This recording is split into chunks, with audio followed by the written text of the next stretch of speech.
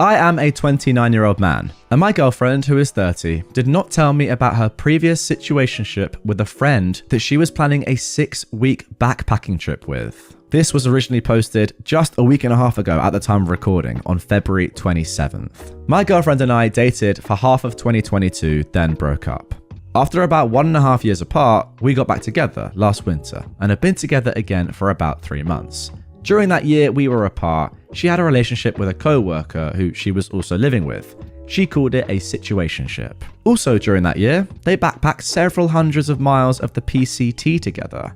They both moved to separate cities last fall after the hike, but decided to remain friends and made plans to return to hike another several hundred miles of the PCT this upcoming summer. My girlfriend and I started talking again last fall, about 1 month after they parted ways. While we were talking, she invited me to join them over summer, and I planned to join for part of it, about 4 weeks. She never mentioned that they had any romantic relationship while telling me about her time living with him and his family, or her time backpacking with him.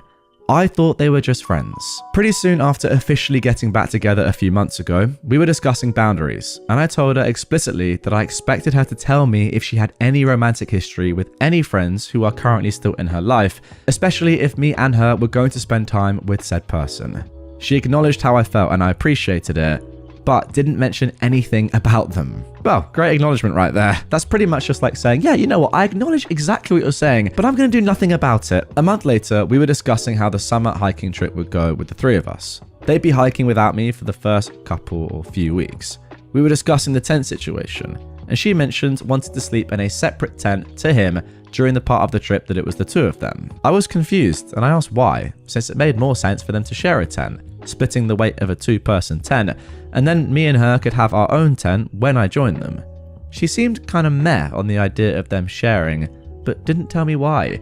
In retrospect, it seems likely she herself wasn't comfortable with the idea of sharing a tent with a former partner without telling me about their history. She recently told me about their history, and I am very hurt. Of course, everyone has a right to their own past, and I don't want or need to know every detail of every guy she's ever been with, but I feel very betrayed that she would hide her history with someone that she was going to spend so much alone time with and invited me to spend time with them without telling me.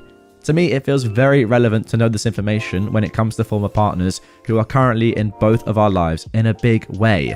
For example, spending 100% of every day together for 6 weeks. I directly told her I felt this way, but she ignored me and omitted the information. Exactly. It's not that big of a deal. In fact, it's not a deal at all that she had a past situationship with someone that is still in her life, even despite the fact they might be going on holiday together. You know, you could probably work through that. The problem is that she lied about it. That is the issue. I'm really hurt by what is happening and feel like it will be hard to trust her moving forward. From her perspective, I can understand that if she was afraid I would break up with her after hearing this, she wouldn't want to tell me, but I don't know why she'd be worried about that. I don't think there's anything wrong with being friends with your exes. She is good friends with another ex of hers. She would put him at 1 or 2 in terms of closest friends.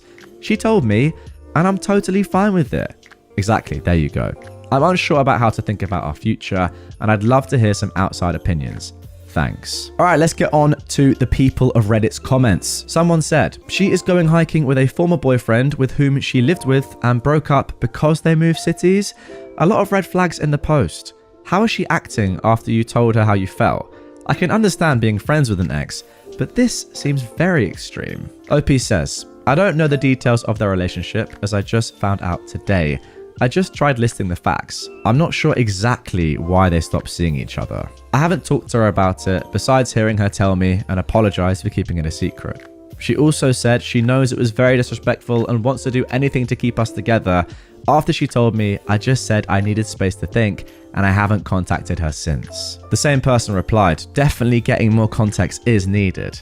I personally think that one-to-one trips like this with a recent ex is a boundary I wouldn't be comfortable with, especially without knowing the details of their relationship. They were obviously at a stage that they were living together. Being friends with exes is totally okay, but this just seems strange. Like, have you ever met her ex? Is she FaceTiming and calling this person a lot? This seems like a trip that you would have with a very good friend, not an ex-boyfriend from under a year ago. Are they really that good of friends? Are you comfortable with that? Personally, I'd proceed with a lot of caution. I'd probably have a hard time trusting a trip like this, and I'm not even sure how you could set boundaries for this. Wow, I completely agree with everything that this user has just said. OP clarifies they were a situationship, as I wrote in the original post. She moved to a small town for work and couldn't find a place to live. He was a co-worker who lived with his family in this small town, and she ended up living with him and his family, and somehow something romantic came out of that. That's what I know. I'm not interested in asking her for more details. I've never met the guy. She texts him occasionally and recently complained to me that he hasn't been responding to her texts that much since he moved to his new city and got new friends. This is before I knew they were a thing. Okay, that is weird. She was also upset when he expressed uncertainty in joining for the summer hiking trip, which surely happened after he learned that I was the new boyfriend and that I'd be going. Oh my goodness me. Talk about red flags there, guys. Okay, well that last sort of paragraph there, that response is all I need to say this is very dodgy. Now, I think there is a world in which potentially, if you are so secure in yourself and your relationship, you can say, you know what, yeah, I trust you, go off. You can go on holiday for a little bit of time with an ex of yours. I'm not sure that I'd be able to do that personally. I mean, I definitely couldn't. I think that is over the line. I mean, yeah, being friends with an ex is one thing. Going on holiday under a year after you've been with them, very, very dodgy when it's a one-on-one trip. And yeah, I mean, the response we just had here from her ex situationship, whatever you want to call him. Oh, you know what? I'm actually not quite sure I want to go anymore if your boyfriend's going to join us. What was your plan the whole time then, my friend? That right there has shown to me what the real intentions probably of both of them are. But importantly, we do have an update to get into. Just 2 days later, this was posted by OP. I talked to her last night about the situation. She was very apologetic and admitted she made a huge mistake and betrayed my trust, vowing to never do that again. She said the reason she eventually told me was because she couldn't hold the guilt in anymore from not telling me. Interestingly, when I used the word lied, she argued with it at first, claiming she didn't, but then quickly changed her mind when I pushed her on it. I asked why she felt like she needed to not tell me about her history with him. She said it was because she knew I was going to get mad. She didn't bring up anything specific that I did to give a reason to think this, it was just a general feeling. She pointed out that she felt confused about whether I wanted to know about their history or not, because earlier in the same conversation that I told her I wanted to know which of her friends were exes months ago, I also cut her off when we were talking about our year apart, and she started a sentence with, I had a lot of situationships. I got uncomfortable and I interrupted her, saying I didn't need to know that. I regret how I acted in that moment. I didn't yell or get mad, but I was uncomfortable and I shut down the conversation about that topic. I should have let her finish her sentence at least. And it probably made her feel that I was overly sensitive about her past. Okay, fair enough. She said that because of this, she thought I didn't want to know about the hiking friend from last year. To me though, it just feels like there's no inconsistency, not wanting to hear your partner say, I slept with a lot of people in the year we were apart, and wanting to hear them say, I slept with the guy who I'm friends with and we're about to hike with for 4 weeks. Also, if she actually thought I didn't want to know their history, then why does she feel so guilty not telling me? Great points. I'm on board with all of that. I'd also like to point out that our relationship in 2022 ended when I dumped her unexpectedly, and I treated her very coldly the night we broke up. I had a lot of pent-up feelings about how she was treating me that year. I can totally see how her fear of being dumped suddenly again had kept her from wanting to mention her relationship with this guy. It would make sense that she was afraid of me abandoning her again. Well, now I'm flipped back the other way. With every passing paragraph here, guys, my opinion on this whole thing is changing. It all makes sense, but the added context is really changing my thoughts. At this point in the conversation, I was understanding of what she did. She apologized in a way that felt genuine, and I felt like we could work through it. Then I started digging a little deeper to see if I was still missing anything about the situation. I forgot to mention in my last post, but a few weeks ago, she told me that her ex basically bailed on the hike for the summer. It was very likely he wouldn't be able to go.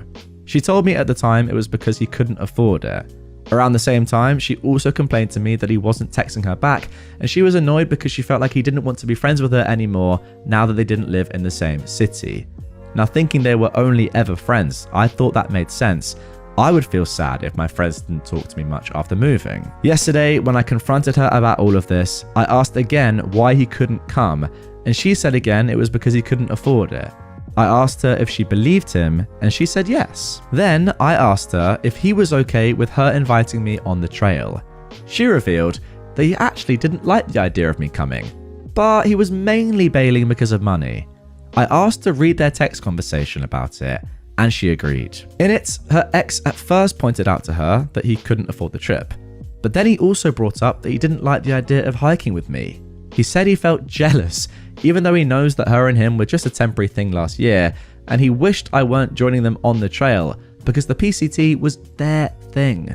There were a lot of words, but he was using phrases like, "I feel a pit in my stomach," and things along those lines.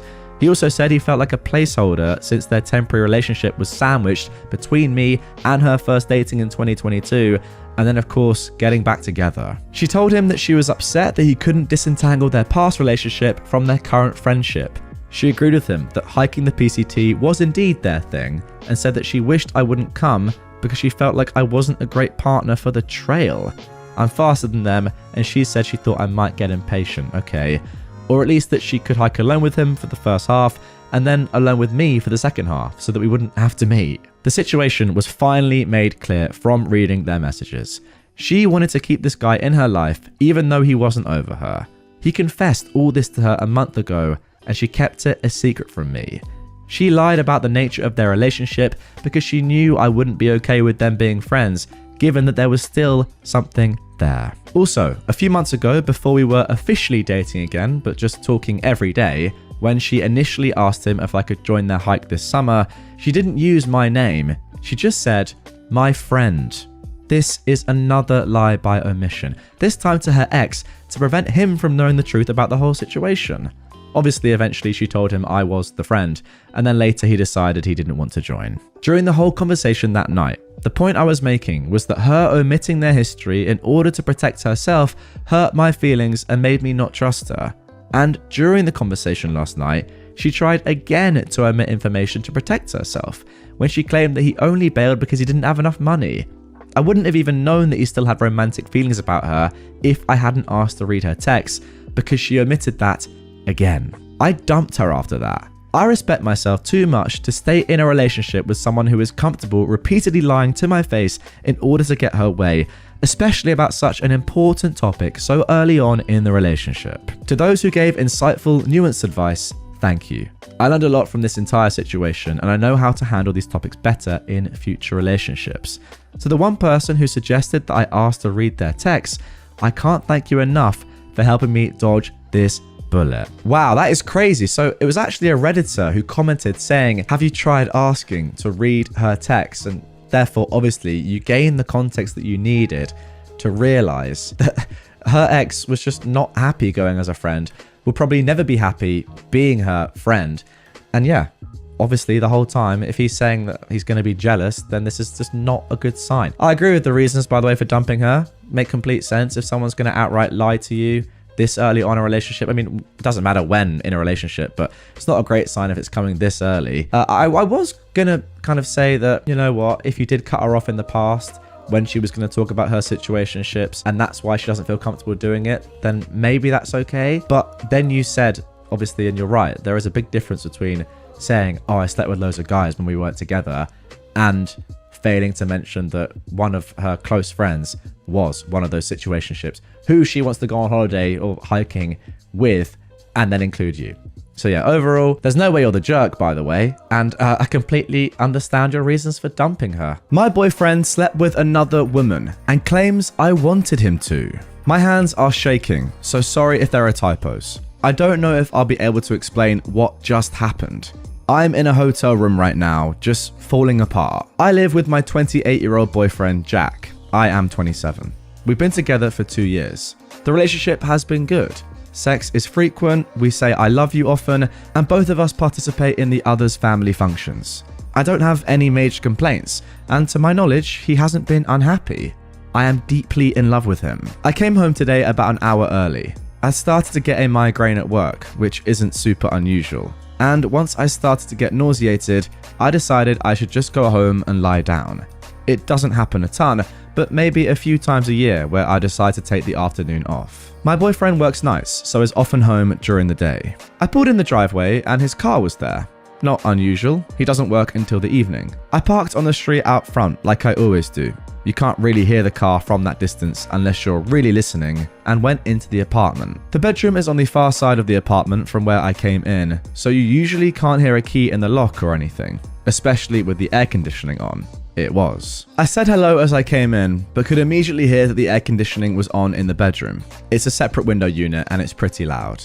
I opened the door to say hello to Jack, and there he is, right in the middle of having sex with a girl, doggy style. They both froze and she looked really shocked. He was just sort of expressionless. She immediately sort of scrambled for the sheets, but he just sat there. I guess I was in shock because I actually walked in the bedroom where they were and got my suitcase from under the bed.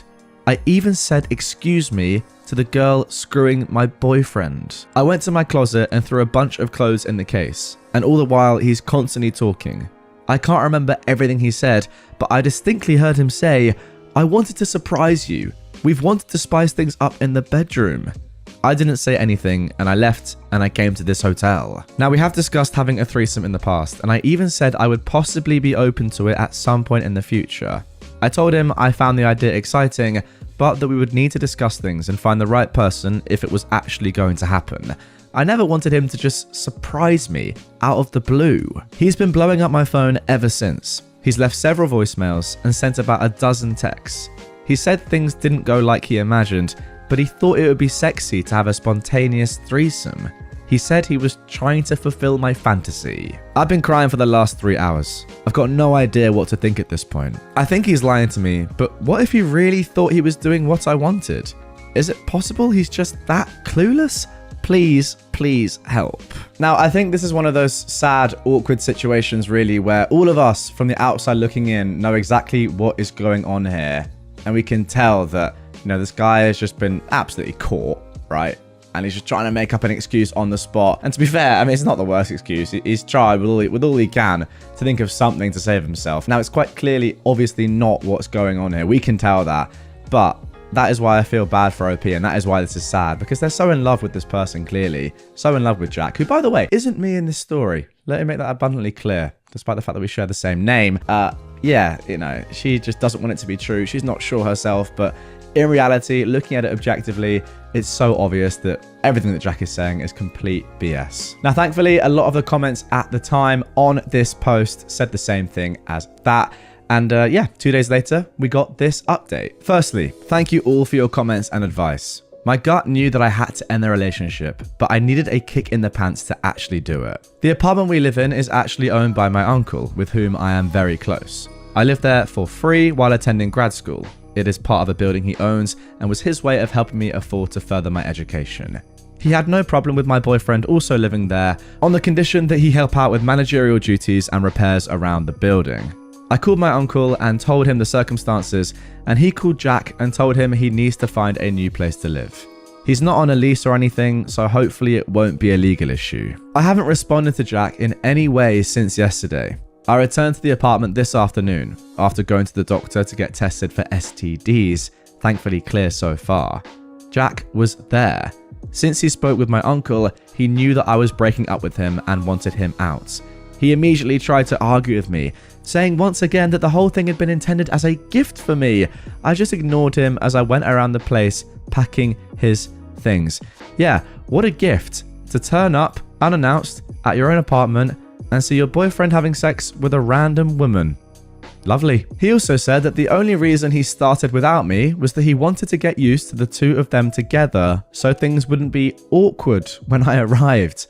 Apparently, he thought having sex with her first would make the threesome go smoother. I didn't even look at him. I just kept packing. I'm proud of myself that I didn't cry. I think I was past the point of crying. He kept blabbering on, saying that he just wanted to test the waters with the other person so that when the time came, they could both focus totally on me. The final straw was when he said that I was being totally unreasonable and ungrateful for the effort that he was putting into our sexual relationship.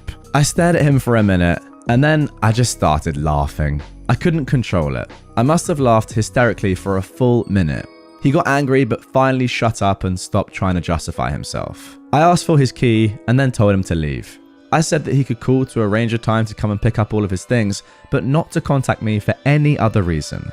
His parents live in the same city, so I know he has somewhere to stay. He left looking pretty forlorn. I didn't ask how long he'd been cheating on me, just knowing about the one incident was enough. He's obviously not the person I thought he was. I don't feel like I even know him anymore. I'm still sad, but I'm going to be okay. There's no way I could keep someone like that in my life. Thanks again for all the encouragement and motivation to end it for good. I knew the truth in my heart, but I needed to know I wasn't crazy. Well, what a start to the episode. I'm not gonna lie, I wasn't expecting to wake up today and read a story in which a cheater, when caught, said, I was only cheating so it wouldn't be awkward between us.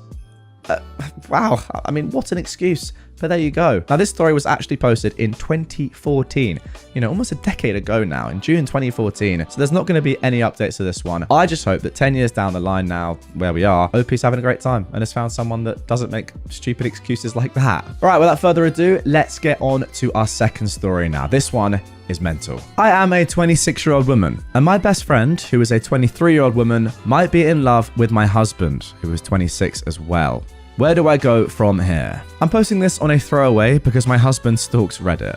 Also, I know he isn't cheating on me. He's at home more often than not, and I have full access to his electronics, as does he to mine. My husband and I have been together since we were young teenagers. We got married last year and have a 6-month-old daughter together. She is the light of both our lives, as we both came from broken homes and want a better life than we lived growing up. My best friend came a few years later. We used to live in the same neighborhood and casually began to hang out. She lives with both her parents and siblings, and she is studying to get her bachelor's degree. At first, she didn't like my husband. She said that he was clingy and tried to insert himself into our friendship. What the frick? She was civil to him because he was my romantic partner. For context, my husband is bipolar type 2, autism and PTSD, and it causes him to be a little socially awkward and miss certain social cues and taboos. I love him regardless of it all. Over the last few years, we've been hanging out a lot more. She comes over for a few drinks, we go to movies, and even visit local attractions together. All three of us have a good time, and my husband does try to make nights for just the two of us often too. However, last year my husband and I found out we were expecting a child together in January. I was working and fell ill because at the time I was working at a fast food place. I threw up and went to the doctor. Come to find out, I was 8.5 weeks pregnant. My life changed and I'd become more busy to get myself ready for motherhood. My best friend saw me less and less and we couldn't talk as much. My husband and I got married almost a month and a half after discovering we were going to become parents. That is when our dynamic changed. Recently, I applied to school and I'm currently in college trying to get a law degree so I can become a paralegal and get to law school. I'm also a stay-at-home mum while doing college too. I've been super busy. One day, my husband gets a text and it's from my best friend. She asks if they can talk as she was upset. He took the phone call with me protesting and a few minutes later said, "Sandra, that's me, we need to go get Carla, that's my friend. Her father is picking a fight with her." I get upset as we were watching a movie together and I'd just gotten the baby down for bed. We go to her house, which is about 20 minutes away, and she stays with us for a night. As I get our daughter back down to bed, Carla asked to cuddle with the two of us in our bed. I was hesitant. I have issues with claustrophobia due to a traumatic experience as a child. My husband gave the go-ahead. We settle in for the night. Carla's dad apologized and she heads back home. Once she was gone, I blew up on my husband. What he did was not only inappropriate, but was disrespectful to my boundaries. Ever since, when she has an issue with her dad, she calls my husband and vents. One day, while my in-laws were staying with us, my mother-in-law overheard a convo with my husband and Carla. She was concerned and asked me if I was okay with it. I said, "No, not really," but every time I bring it up, he gets defensive, saying that she needs help, that she's going through a hard time, blah blah blah. It is important to note that my mother-in-law was cheated on in the past by her ex, my husband's father. We are also extremely close, and she sees me as a daughter. She hates cheaters with a passion, and my husband, who I will refer to as James, was using the same excuses his father did. She asked to speak to him privately and walked to our living room. They got into a heated match, and James apologized to me. He said he didn't know that it was hurting me and causing issues in our marriage. I asked him, how would he feel if I'd asked him if another man could sleep in the same bed with us? he kind of deflated and tried to say, "It's different, blah, blah, blah." His stepfather, Mark, spoke up and said, "It is the same. You're just uncomfortable with it. So is she. Quit with the excuses." Now, James respects Mark quite a lot, actually. Mark raised him since he was 8, as his own father was in and out of the picture. Once the dust settles, my husband truly apologized to me for his actions and said that he would do better. I kissed him, and that was that. However, I wouldn't be right here if that was the end of the issues. Lately, Carla has been calling him 3 to 8 times a day. She says it's because she's bored and has no one else to talk to. I snap. I call him out over the nonchalance about the situation. How when she calls, he answers. How it's making me feel like a third wheel in my marriage, etc. His response? "She's just lonely. You're letting it get to you." That night, I slept in the living room. I'm starting to suspect that she is trying to monopolize his time. She calls him for over an hour each time. They talk, she complains about her life, etc. Almost like she's his girlfriend or something. I'm starting to find this relationship troubling. It's getting to the point that it's affecting my marriage. Where do I go from here? Any advice would be appreciated. Okay, and that is the end of the post, but we do have a few edits from OP. First of all, thank you everyone for the feedback. I'm going to have a talk with him, with his mum involved. He won't listen to me if I don't. Wow, that's a serious red flag right there. He's only going to listen to the points you're making if his mum is in the same room? That is weird. OP continues. I'm tired of fighting him over this. I should have an update with a resolution in a couple of days. I'm going to read everyone's responses more thoroughly. Thanks for the advice. Now, edit 2. My husband and I had a sit-down talk. His mother and stepfather weren't available. He promised that he would explain everything in detail. I called Carla, and she said that we could talk Friday when she wasn't busy with school. She had something she needed to air out. I'll have an update on Friday, hopefully. Edit 3. I woke up to a text from Carla this morning. She actually wants to talk to me tonight, alone, as her schedule has changed. We're gonna have a heart-to-heart. Hopefully I'll have some news. And finally, edit number 4. I need some time. I'll post an update later on. My heart is hurting. My husband and I are getting a divorce. Thank you for understanding, everybody. And then a broken heart emoji. Oh my goodness me. Now let's get into a couple of good comments on that original post. First of all, somebody says, "You've set your boundaries and he continues to cross them. Is this how you want your marriage to be?" A very, very fair question in my opinion. She won't stop as long as your husband responds to her every time. And OP replies, "You're right. I do have issues standing up for myself." Somebody else says, "Does he not understand how badly that reflects on him, that he is unwilling to explain his own actions to his own wife, seeing the pain and distress you are in regarding this situation? Or does he simply not care because actually he has feelings for her?" In my opinion, if there was no cheating involved, he could have reassured you about that, but explained what was going on with Carla was a personal matter that she needed to share with you herself. OP replies, "Sometimes he thinks I'm too emotional. I have PTSD and BPD and he doesn't understand my disorder. He doesn't understand that I feel things intensely or passionately or that it's super easy to hurt my feelings. He never even tries to understand me, autism or not. Honestly, I'm considering cutting my losses and going through divorce anyway. It's not worth the emotional anguish he put me through each day." Okay, you know what? Let's get straight into the update. Now, the first post was posted very recently, actually, on February 27th of this year, 2024. And then 2 days later, we got this update. This update is hard. Everything about this situation sucks, and I don't know if I will be okay for some time. The baby and I are currently staying with my friend Tanya. To start, James and I are getting a divorce. Carla is no longer a friend to me or our mutuals. The betrayal is too deep for her to be friends with our group. As most of you assumed, James and Carla are indeed having an affair. Oh my goodness me. Sorry, let me just interrupt real quick. Maybe I'm being naive here, guys. Maybe I am. I actually just didn't expect that. I genuinely didn't expect that. Now, 3 to 8 calls a day, yes, you could argue that's quite a lot. Fair enough. But I just didn't actually think that was going on at all. I just thought that he was just, being weird, chatting to her a bit too much. But in reality, he was just trying to help her out in a tough situation. But I probably should have realized, just from the bed thing alone, having her come in your bed to snuggle up with you three. I don't know the exact, structure of how that worked. Who was in the middle, for example. Who was Big Spoon, who was Little Spoon, and who was Medium-Sized Spoon. These are all things that I need to know. So if you are watching OP, Get in the comments. Let me know. But in all seriousness, guys, get in the comments. Did you know this was happening? Was this really obvious? Did I just miss it? I think I probably did. Anyway, let's get back into it. The affair started about 3 months ago and just turned physical 1 month ago. They were planning on just up and leaving after James served me divorce papers. They used the ruse that he was helping her through emotional issues to hide the fact. I was crushed. She wanted to clear the air before it got worse. That was when she dropped a huge bombshell. James was going to try and get me to terminate my rights to my child in order for Carla to adopt her. The reason? My borderline diagnosis a few years ago made me unfit to be a mother, and he was sure that the courts would agree.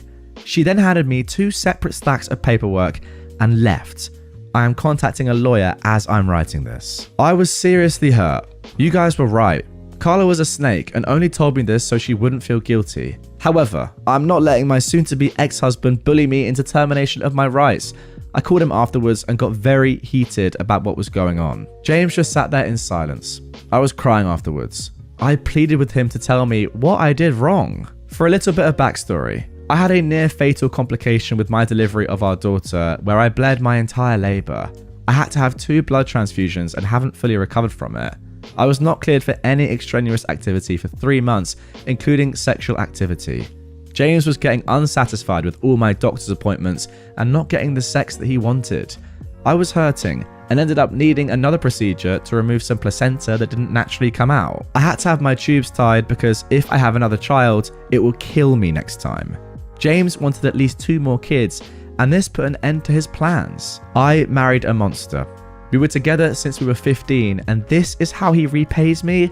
I thought I knew him. He was acting so caring and nice to me. I am absolutely heartbroken. I'm not even sure if I'm going to update this anymore, but if I do, it'll be after the divorce settles. Thank you for all your concerns. I'm going to step back and take some time to adjust. There's no chance for a healthy co-parenting situation. I'm fighting for primary custody with supervised visits. Carla will not have any access to the baby, as I'll ask the judge to make a clause preventing her from interacting with my daughter. Thank you for all the advice. Also, I forgot to add that I contacted his mother and Mark this morning. They are furious that James is doing this to me. They are helping me foot the cost of a lawyer because I'm a stay-at-home mum and college student. They've kicked James out and he is now staying at our old house with Carla. He did give me the courtesy of getting my stuff and didn't put up a fuss about me taking what I wanted. He told me that he will keep in contact for divorce proceedings. Wow, what a climax to that story. Goodness me, I'm lost for words. Here are a couple of comments from other Redditors that are able to convey their point a lot more succinctly than me right now. Someone said, "Why did you leave? He's the jerk. He's the one that gets to leave." Well, it's his house, inheritance. He only let me stay as a courtesy, OP replies. His parents didn't know the full story, but now that they do, he overstayed his welcome. They are so angry. I'm not sure if his relationship with his mum or stepdad is salvageable. Someone else said, "What stands out is that he's threatening to use her bipolar status against her, despite being a parent with bipolar type 2, autism, and PTSD. This dude is evil and inept." "I didn't say he was smart, did I?" replies OP.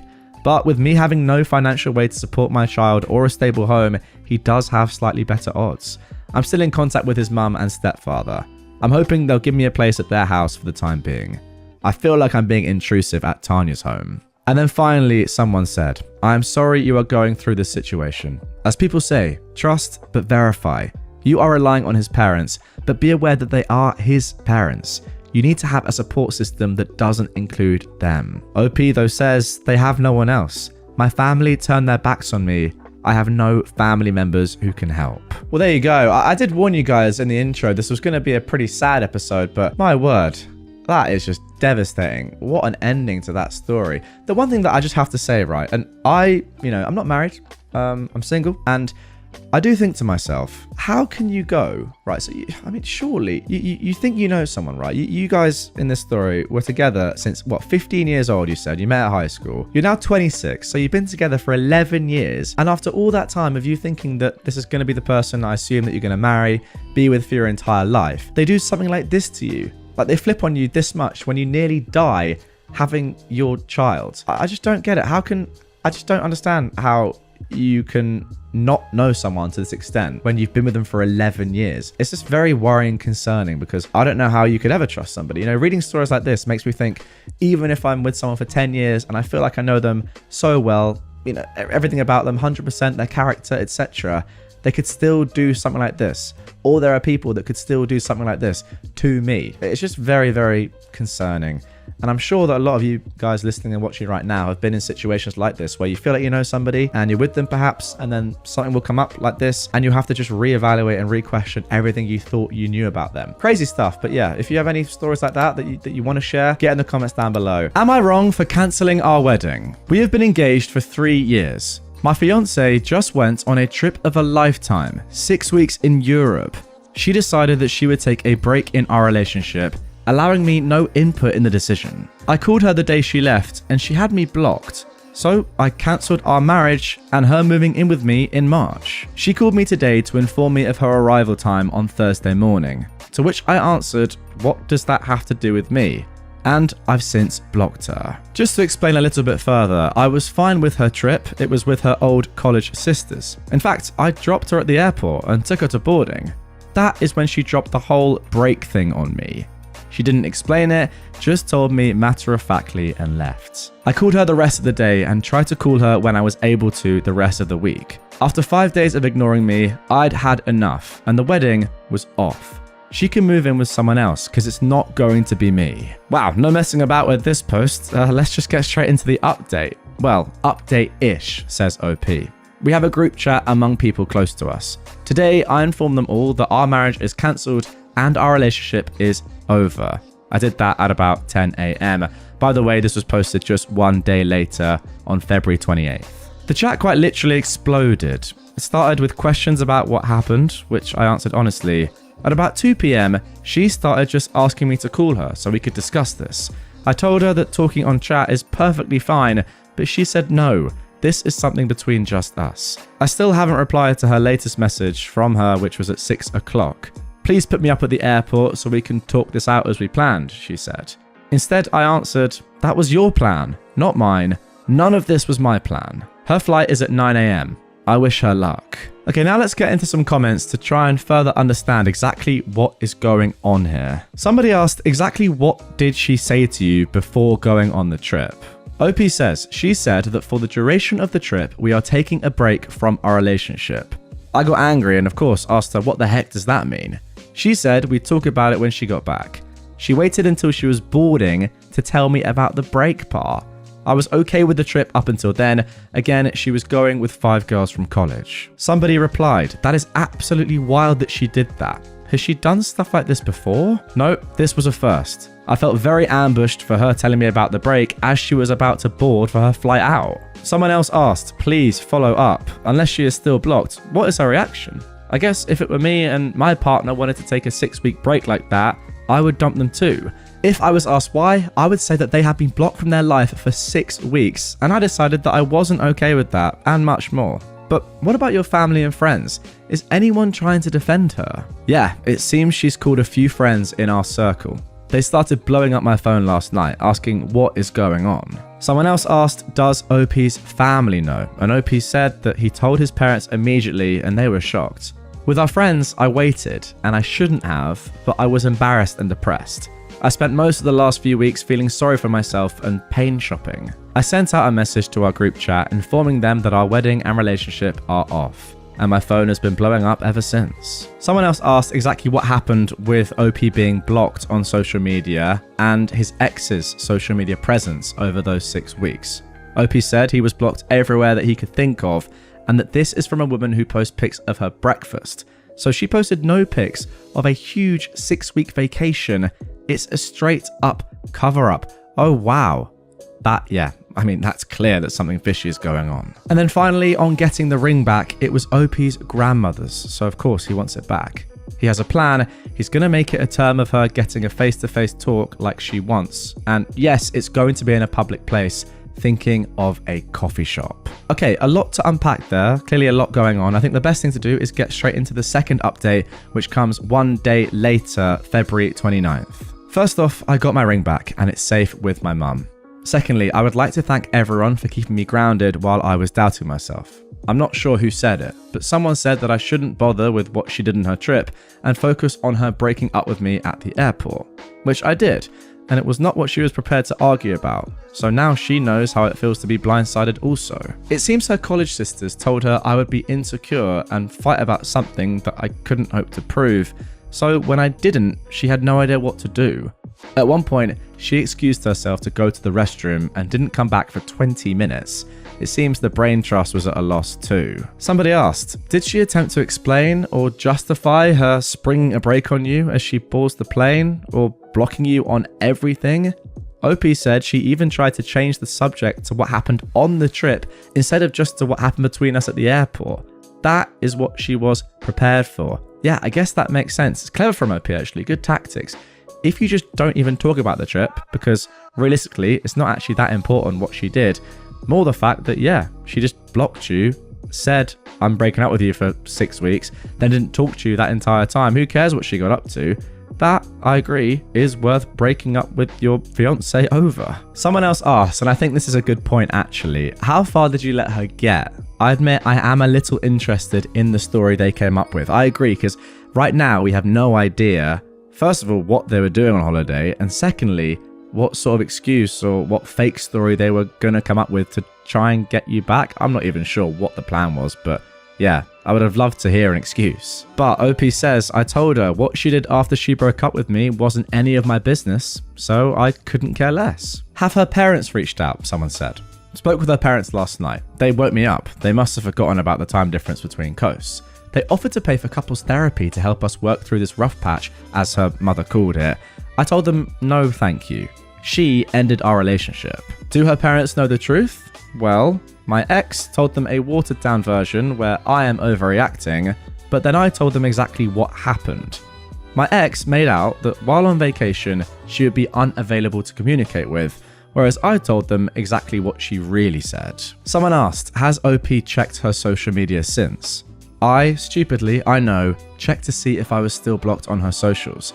And amazingly, yesterday, she posted 30 pictures from her trip and a full recap of what they did and saw. The pictures are of places in France, Italy, and Spain. Most are group shots with all 6 of them like tourist-style ones, and others are churches and museums and a few shops, all during the day like a tour or something. Just to confirm who her friends were on the trip, these were her college sorority sisters that chat on Facebook Messenger, but they're few and far between. I've only met 2 of them a few times, and they were nice enough to me. Opie continues speaking about his ex, saying it's funny how a woman can do creepy stalker stuff and it's fine, but if a guy does the same thing, he's going straight to jail. It's baffling to me. His ex is leaving letters for me with people she knows I will interact with, like the security guy at my building, my receptionist at work. The letters themselves are little more than pleading with me to not throw us away for nothing and professing her love for me. Yeah, great point. Imagine if that was the other way around. You'd be charged with some form of harassment or, stalking or assault. I don't know, but yeah, you're getting charged with something. Opie then says that he's heading to Scotland for a vacation. He's leaving on Monday, and my old college roommate lives in Edinburgh, so I'm going to do some pub crawling with him and see if Scottish food is really a dare. Not entirely sure what he means by that, but the editor of this episode is Scottish. I wonder if he knows what a dare means, or if Scottish food is really what people say it is. Also, I would like to thank everyone for helping me stand back up.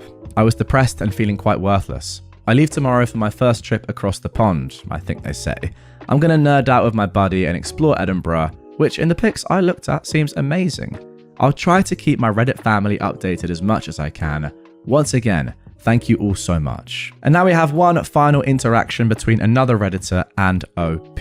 This person asked, has she tried calling you again? She is blocked, OP says, but keeps asking in the group chat for me to please call her. I've got to say, I love how a lot of this sort of debate and argument is happening in a public group chat. Well, at least public with your friends, and you're not just doing this in private. It's good for you, to be fair, because you've done nothing wrong, and you might as well let everyone else know what's going on and make it even more embarrassing for her than it already is. Oh look, Opie actually continues here. She is starting to take a beating in the group chat. It seems the shock has worn off, and our friends are realizing how screwed up what she did really was. That same Redditor replies exactly what she deserved. She keeps apologizing, but it's not what she is apologizing for. She can't even defend herself without making it worse, which would be funny if it wasn't me on the receiving end of this trash. And if she doesn't drop out of the chat group, our friends are really starting to give her stuff about it. She keeps saying she's sorry and that as soon as I'm ready to talk and work through this, she'll be waiting. But she's now confirmed that she did ghost me, since she apologized for it on our group chat last night. She's spinning that she was getting nervous about the wedding and wanted some time off to think. And therefore, because she was so nervous, she decided to go away without telling you for 6 weeks with some random friends from college and just block you and everything and not even speak to you. That is great logic. I think realistically, we probably all know what's going on here, right? She just wanted a break from you. I mean, she phrased it as that, but in reality, I think she just wanted to go away with her pals, probably technically cheat on you, and therefore maybe get away with it because she was on a break, although she enforced it herself, and then come back and just settle for you and move on and continue with your life. Completely deluded, of course, but I do feel like that was probably what her weird sort of plan was. I don't know how she ever thought that was going to work, and it didn't work, but I think that was her idea. Let me know in the comments down below if you agree with me on that. That's just what I was thinking throughout the entire thing. I've got to say, absolutely stupid from her, but a funny story. Although, yeah, I do feel bad for OP. That is Reddit. Anyway, let's move on. I've got another phenomenal wedding story for you. Am I the jerk for yelling at my sister-in-law at my wedding and telling her no one cares that she is pregnant? Now, this was originally posted on February 20th, 2024. My husband, who is 30, and I, a 26-year-old woman, got married during COVID. We couldn't have a big ceremony because of restrictions, and unfortunately, my family couldn't be present as they live in a different country. With restrictions finally lifted, we decided to have a more traditional ceremony in my home country with my family. My husband's family came, his parents, some friends, cousins, and his sister. Now, she is 32, we'll call her Sarah, along with her husband, who is 28, we'll call him Matt. Sarah and Matt live on the other side of the US than the rest of the family. They had their wedding a couple of months back in their home state, and even since then, when we have a conversation, even without our wedding coming up, Sarah would say that she and Matt are planning to get pregnant on the trip for my husband and I's wedding. No big deal, I just made sure to tell her that she needs to ovulate for that to happen, but other than that, I couldn't care less. What started to get annoying is when we were talking about all the activities or excursions that people wanted to do so they could go ahead and book it, Sarah would always say, make sure there's enough time for Matt and I at the hotel so we can get busy making our baby. Again, kind of gross, a little annoying, but whatever, they are grown-ups. I've got to interject here and say I was not expecting this from the title. I thought she would already be pregnant. This is just so weird. Anyway, about a week before we all leave to go to my home country, Sarah and Matt arrive in our home state to spend time with the family as they rarely see them. My husband and I, his parents, and my husband's brother and sister-in-law are sitting chatting when Sarah blurts out that she is pregnant. We all get really excited, congratulate them, and say how happy we are. We start asking some questions, and Sarah says she is 2 weeks pregnant. Everyone then kind of loses a little bit of excitement and says, wow, that's really early. We suggest to wait before telling other people. Just a lot can happen. People usually don't even know they're pregnant until at least 6 weeks, and even then, they're encouraged to wait until after the first trimester to tell people. My brother and sister-in-law were very happy and excited for them, but cautioned them even more, as they have experienced multiple miscarriages before having their first child. Matt replied by saying they are only telling the people closest to them, for example his parents, her parents, and her siblings. No one else, since it is so early.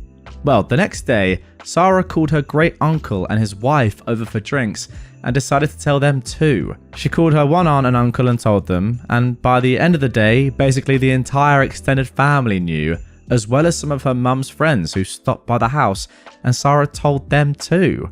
With each person Sarah told, Matt got more agitated, as they'd agreed to only tell a select few people.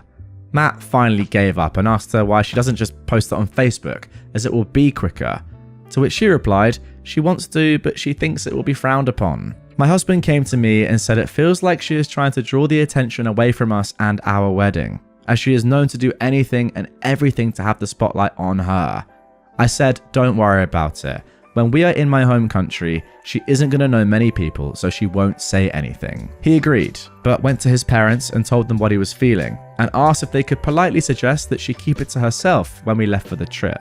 They agreed that it was valid for him to feel that way, as they know she hates it if the focus is not on her. Anyway, we leave for the wedding, and I see my mum for the second time in 5 years. Obviously, it was a very emotional reunion, but we wiped off our tears quickly and sat down for a meal with my husband's family. After I introduced her to everyone, the waiter takes our order, and the first thing Sarah says to my mum is, "Your daughter probably already told you, but I won't be drinking on this trip." My mum says that that's not a problem, you don't have to drink to have fun, and that Sarah will still have fun, even if she chooses not to drink.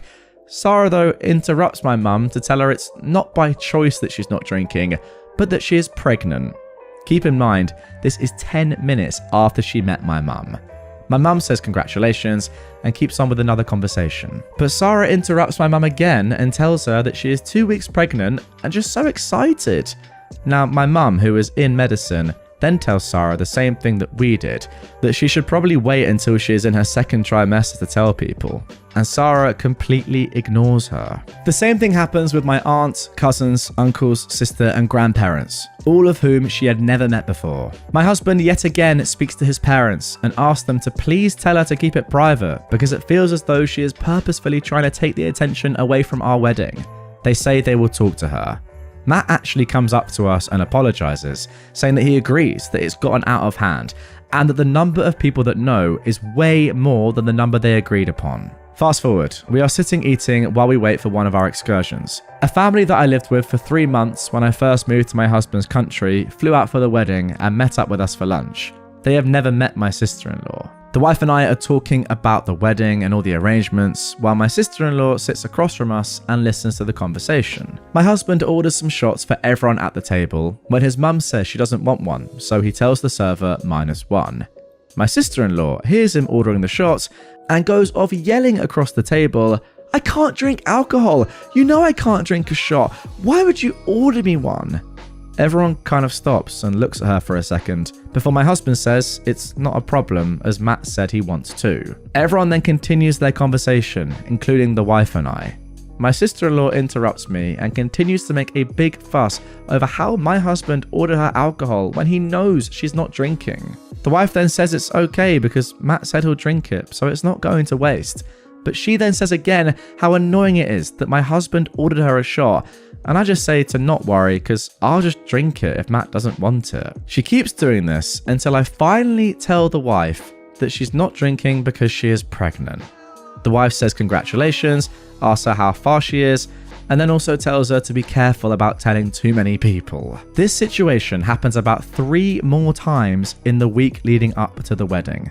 Now, this is why I could be the jerk here. The last time it happened, she was telling my high school friends at the wedding how sick she's been, but nobody asked why she was sick. They were just empathetic and saying they hope she feels better. They came over to me to talk to me, and she followed again, complaining about how sick she has been and kind of pushing them to ask why she's been feeling so sick. When I finally said, "Sarah, are you freaking kidding me? No one gives a dang that you are pregnant. They don't even know you."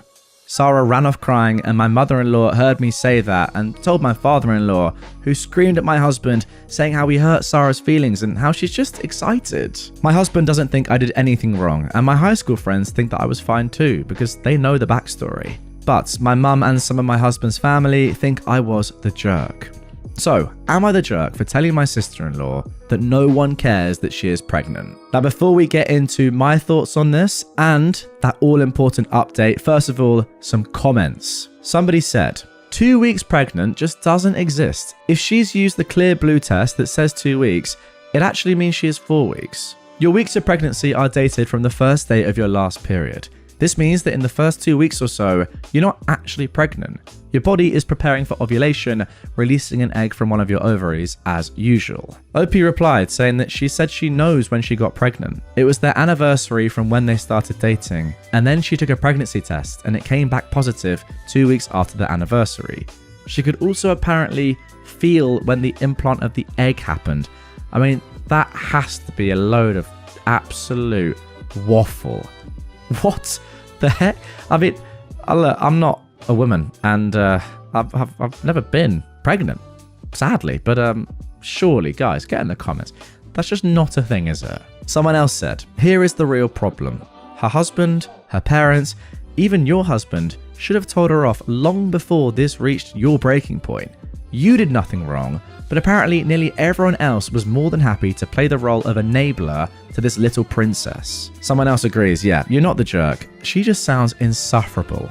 Is she the golden child? Yep, she never finished college after asking her dad to pay for 4 different colleges and degrees, and then still got a graduation present when she moved away to work on a ranch. She also gets an allowance for money every month from her father. Now, 9 days later, we got that all-important update, but before we get into that, I just have to say that I agree fully with all the commenters here.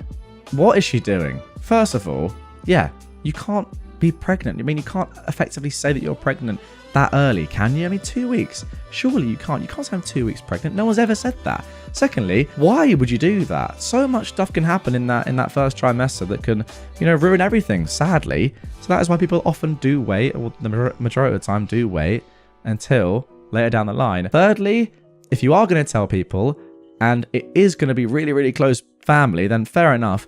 But make sure that it still is only really, really close family. Don't tell great aunts and uncles and then they'll tell everyone else, and just now you're telling random people that haven't even met you. You might as well say, hi, my name is pregnant at this point. That's how much you care. And look, don't get me wrong. Being pregnant, I'm sure, is an amazing thing. But is it amazing enough to gloat to everyone? People you don't even know? No, it's not. I mean, maybe it is, but you just don't need to do that. Anyway, let's see what happens next. My husband and I finally had our honeymoon, and we were unreachable during our holiday because we were out of the country. Our whole family knew this before we left, and we told them the only way to reach us in an emergency was to call the hotel. We knew that Sarah was going in for her appointment while we were away, and we told her that we'd call her as soon as we got back home. My husband and I were out one day for the whole day from the hotel doing activities, and when we got back, we found a note on our room to say we have to go to reception. Once we got to reception, the person told us we had 7 missed calls from family and gave us a number to call. We didn't know who called or what about, but we thought it was an emergency. We called the number and it was Matt. He was very confused and asked why we were calling him on our honeymoon and asked if we were okay. Well, we said that the hotel said that this number called 7 times and asked him if everything was okay. Matt said everything was fine, but that Sarah wanted to talk to us. Oh, what a surprise. Matt called Sarah over and she asked us how we were having fun, etc. But we just wanted to know what was going on because we were so worried. Sarah said she went to the doctor and got some news. We asked if everything was okay because she kept not saying anything and we could hear her and Matt whispering to each other. We heard Matt say to her, "Did you seriously call the hotel 7 times to tell them this? It could have waited." Sarah finally gets back on the phone and said that the doctor said she was going to have twins. We said congratulations and asked if there was anything else. We thought again that it was an emergency. She said no, she just wanted to share the news because she is so excited and scared and she couldn't hold it in. She said she also called my mum and told her. They are friends on social media. My husband and I both just said we were very happy for them, but really didn't want to be bothered again if it was not an emergency. Sarah said we were being very rude and she just wanted to share the good news. We hung up because we had to get ready for dinner. When we got back into the US, my in-laws picked us up from the airport and were asking us if we spoke to Sarah. We said yes. She said she was having twins and we were very excited for them. My father-in-law then said that Sarah told them we were extremely rude to her and Matt and that we were dismissive and hung up the phone. We told them what really happened and they said that is not what Sarah has told the whole family. We are now back in our house and haven't spoken to Sarah or Matt. Matt texted us both, but the text only came through later. He said he was so sorry that they bothered us on our vacation and he felt horrible. We just text back saying it was all good and that we were very excited for both of them. All I can say about this whole situation is that I am very happy that we live on the other side of the country from Sarah. Okay, so that is the end of the story. But before I give my thoughts, and wow, I have a lot of thoughts to give, here is an additional comment from OP. I spoke to my mother-in-law today and like everyone said, Sarah didn't calculate her time right. Wow. I'm not, again, very surprised at all. She's actually about 8 to 9 weeks pregnant, according to my mother-in-law. She is also having twins that were 2 eggs and 2 sperms. Not sure the medical name. Each has their own sac. Now, interestingly, someone asked this. Did your brother go with her to the doctor? Did he see the ultrasound? For some reason, women who fake pregnancies often claim they're having twins. Now, that isn't a super likely scenario, but this woman does sound pathologically desperate for attention. Maybe I've watched too many Dr. Phil episodes on women who fake pregnancies, but I'd reverse image search any ultrasound pictures that she sends or posts. And that is a thought that I hadn't even considered, but I guess it does make sense. If she is this keen for attention, who knows to what length she'd go to get it. Opie replied, I think Matt went with, yes. When we got back to the US, she did send a picture of the ultrasound. Now, I'm not a doctor or in the medical field at all, but it did look like 2 babies to me. Okay, so look, I'm probably just about happy enough to write that off as a possibility. That's maybe even a step too far for Sarah, although, I mean, honestly, who knows? She probably could do that. I just don't think that that's that likely. I do have to say, though, what like a attention-seeking little mug she is. And I'm just like, I'm thinking the whole time, Matt, what are you doing to me? Why are you with a person like this? He knows. He clearly knows. He's like apologizing throughout the entire thing to his sister and to you know, her husband and the family in general. You know the sort of person that you're with and how just annoying and like horrible she is, clearly, and how attention seeking she can be. Just why? I'm sure you love her, but why? Does this not like just show you that she's just not the sort of person that you want to be with for the rest of your life? If everyone in the family is just saying she's so annoying, why is she doing this sort of thing? And OP is saying at the end, your sister is saying, I'm so happy I live as far away from her as I possibly can within the constraints of the same country. I don't know. I think that'd be a pretty good indication, but yeah, I guess he's sort of stuck with her now as she's pregnant. Am I the jerk for rolling my eyes at my boyfriend's proposal because it took 25 years of me begging? Now, this was originally posted on December 17th, 2023. Yesterday, after dinner, my boyfriend of 30 years, who is 53 years old, proposed to me, a 52-year-old woman. He just walked towards me, holding a box, and said to open it. It was a ring, and I'd pictured this moment a million different times, but never thought I'd be so apathetic. My boyfriend then said that he was retired now and wants to kick back and enjoy life with me, and would love to do it all with me as his wife. A nice speech and all, but from the 5-year mark of our relationship onwards, I've been making clear my deep desire to marry, and was consistently dismissed, given empty promises, even gaslit. We'd been through the gamut with therapy, and one counsellor implied that me telling him we needed to go to therapy and getting his butt on the couch still means nothing if his mind has been made up. I was in denial about the fact that he was just giving me the false illusion of progress to stall. My boyfriend and I have 4 kids. The oldest 3 are adults, while the youngest is a 15-year-old girl. She was sleeping over elsewhere when this all went down. All of our kids went to a private school filled with typical southern soccer parents. I had to endure PTA mums' jabs about me not sharing a last name with my kids. Pre-teen years were hell because the other kids would taunt my kids by saying, your dad would rather sin and go to hell than marry your mum. My boyfriend's mum would tell him that marriage would be selfish on my part. It's just a piece of paper. My boyfriend ended up rising up the ranks until he became an executive. I was a stay-at-home mum, so I felt like there was always a power imbalance, exasperated by the fact that I could be tossed at any time. I partly did stay because I wanted my kids to have the best life, and because I felt lucky and proud to be partnered with such an intelligent, successful man, but also because I loved him. These past few years, my boyfriend's career has taken a downturn. He will never be poor, but the company he was part of took a nosedive during 2020, and he had made enemies out of associates and board members. He decided to step back from his role and take the generous severance agreed upon. Now he is living off his investments and wants to relax. I did not like how his career ended and how he treated people, and had been deciding whether I wanted to leave and find somebody else after our youngest turns 18. So the proposal was a shock, because I should hope that he noticed I've avoided conversations about the future as of late. He rattles on about downsizing our house so we can travel and also cut back on our other expenses, but we're not married, so it's all his money and house anyway. He did notice my eye roll and was offended. He asked what's wrong, and I said that suddenly, now that he's downsizing, I'm good enough to marry? He got mad and said that now that he's downsizing and no longer an executive, I suddenly think our relationship is disrespectful, and started implying I was a gold digger. I was so angry I walked out and said I might just go out looking for a respectful relationship because I don't know what respect is anymore. So, am I the jerk? Alright, let's get into some comments. Somebody said, actually, OP, you are the jerk here.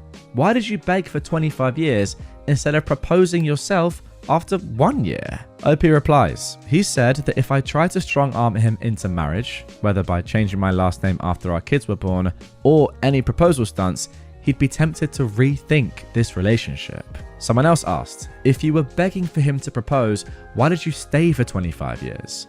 Because I was a stay-at-home mum of many kids, and he was this big executive, so I felt if I offended him in any way, he'd use his influence to screw me in a custody battle, or otherwise make my life miserable. And finally, someone else says, he called you a gold digger. You've been with him for a quarter century without ownership in anything, and he called you a gold digger?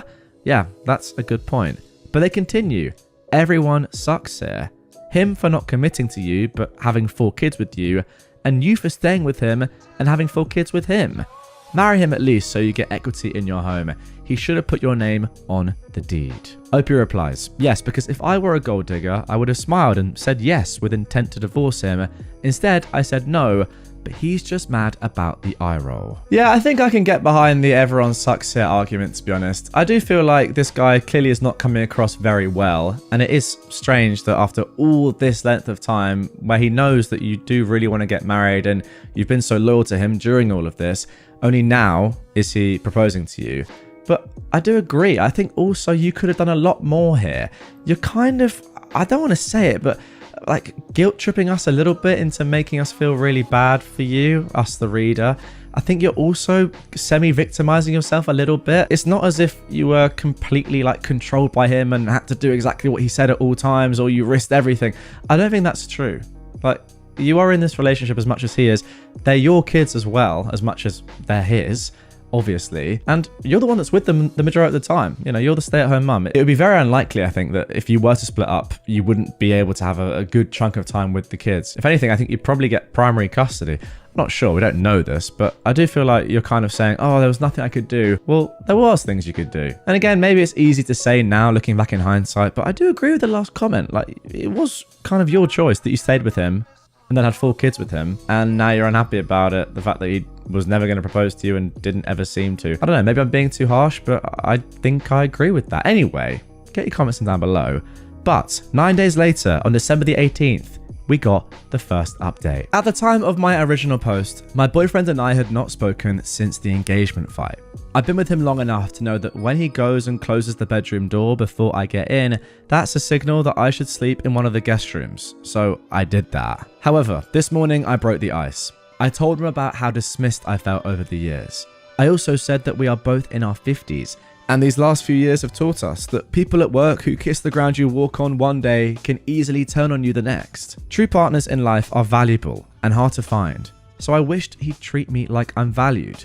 Instead, he treats me like he thinks prettier, better, and just as loving is always around the corner. I apologized for the eye roll, but told him that if he wants marriage, I want a quick, committed timeline and genuine happiness from him to be marrying me.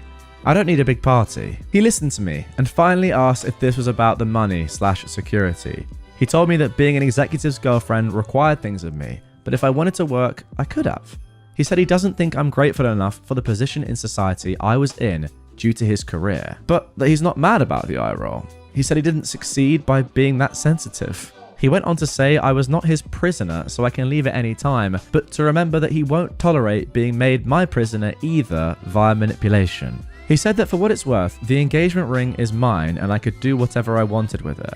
He will also not be accused of not providing for his daughter, so be assured that he won't shirk child support, but that he felt what I said before was emotional blackmail. So he no longer wants to go forward with marrying, but says if I'd like to travel with him, that's fine. Him traveling is non-negotiable, and so if I wanted to get a job, it would have to be a remote job.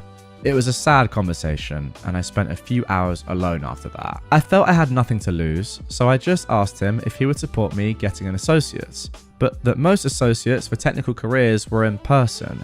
He then dropped the bombshell that if I wasn't traveling with him, he wasn't going to go those periods without sex. I was astounded by his callousness, because he's back to take it or leave it. We fought again with me saying we're all feeling the effects of age. I've supported him through health issues, and if he thinks he can just find somebody who has that loyalty I've shown him, he's wrong. At this point, I'm looking for ways out. I can't say I haven't been tempted to say I'll travel with him and try and get a remote job, but also realize how resentful I am that he continues to need to have the power in the relationship. I don't think I'll ever know my value truly, but something is telling me there has to be better out there, at least in a partner. Alright, now OP has added a little update here. Last update from me for a while, she says. I've decided to start sending in applications for work from home jobs, such as social media manager, operations assistant, and bookkeeper, as soon as I can get a resume together. I've downloaded templates online and I'm looking into displaced homemaker programs. There are some resume tip websites that are saying they have helped homemakers land $60,000 jobs, and I'm going to work hard on my resume. I hope that when they see my earnestness in the interview, they would be moved to take a chance on me instead of saying that a white-collar job is too much for me to ask for when I'm willing to work hard. I feel that after running a household, that these operations and administration jobs, as well as social media management jobs, since I've done the photography for my family and friends, would be within my scope of experience. I hope my comments have not come off as spoiled or out of touch. I apologize if that has offended anyone. What I was trying to say is that I want to be able to rent a studio or a one-bedroom in a semi-safe neighborhood, and I've heard that new grads are able to make $45,000 to $50,000 a year semi-remote in business administration or marketing, and then hit $70,000 to $80,000 in around 5 years. And I hope that if I show my intent to get a certification in those fields, that employers would give me this opportunity for me to rise up the ranks. I just need somebody to take a chance on me and let me prove that I'm a hard worker. I'm not above applying to the big box retailers and such, but the people who work there seem to be all teens or else adults with dubious criminal past. So for the sake of my safety, as well as the promotion opportunities available with desk jobs, I would like to explore all my options. I will not sell the ring as of right now, out of respect for my partner. However, if he shows me any more displays of disrespect, I will sell the ring. I will, however, do everything I can to prevent myself from falling into poverty, and if that means seeing a lawyer, I will do so. But in my opinion, new grads don't have that much more experience and are much less invested in a job, so they can pick up and leave at any time. So I feel I'd be a more reliable hire. Alright, now I've picked out a couple of points that OP has said in the comments down below that I think are worth reading. First of all, her thoughts on the lack of communication in the relationship and taking advantages of her boyfriend. She says, I hope he also stops blaming me for whenever life doesn't rain gold appreciation down onto him. I hope that if he does try to find somebody else to have sex with, because again, he said that he will not abstain from sex if I'm at home and he's traveling, that he doesn't blame me for when he doesn't find somebody who will care and love him as I have done, when he goes looking for better and doesn't find it. And then her thoughts on not taking steps in her life to make earnings for herself without having to depend on her boyfriend. Now this, I think, is quite important. I understand, and I'm mostly numb to the harsh words from a large amount of the comments. Now, these comments are pretty much saying the same thing I sort of said after the initial post. Could you not have done something yourself? You can't fully rely on this person, you know. You're kind of acting like the victim a little bit. Now, I get it. She is a stay-at-home mum, and that's an amazing thing to do, but I don't know. There's a lot of complaints going on when, in theory, you probably do have the money to get some sort of childcare and you to go and get a job. And did you have to wait till this late on for you to have the conversation about getting a job with your boyfriend? I'm not entirely sure. She continues, I was hoping that if a part-time job would take me on, I'd be able to get myself an apartment and a reliable source of transportation so I could start afresh. If not, I want to look into certificate programs or non-profits that help mums first get a certificate and then get a job. I don't know what remote jobs are like, but if there's remote part-time jobs that don't pay much but allow me to work from home so I can set up my new life, I'd love to do that. I know a cousin in her 30s who is a mum that works part-time but makes about $30 an hour, but I know she has an accounting degree. Her setup is great and hopefully she can give me pointers because I know she networked her way into that job too. Overall, I know I have a lot to figure out. Okay, I guess at this stage, OP's made it pretty clear that she's not keen on this relationship continuing any further, or at the very least, she is going to try her hardest to get a part-time job of some sort, which I fully respect, and I agree. I hope that she should be able to show her work ethic and her passion, despite her lack of career experience, to get a decent job.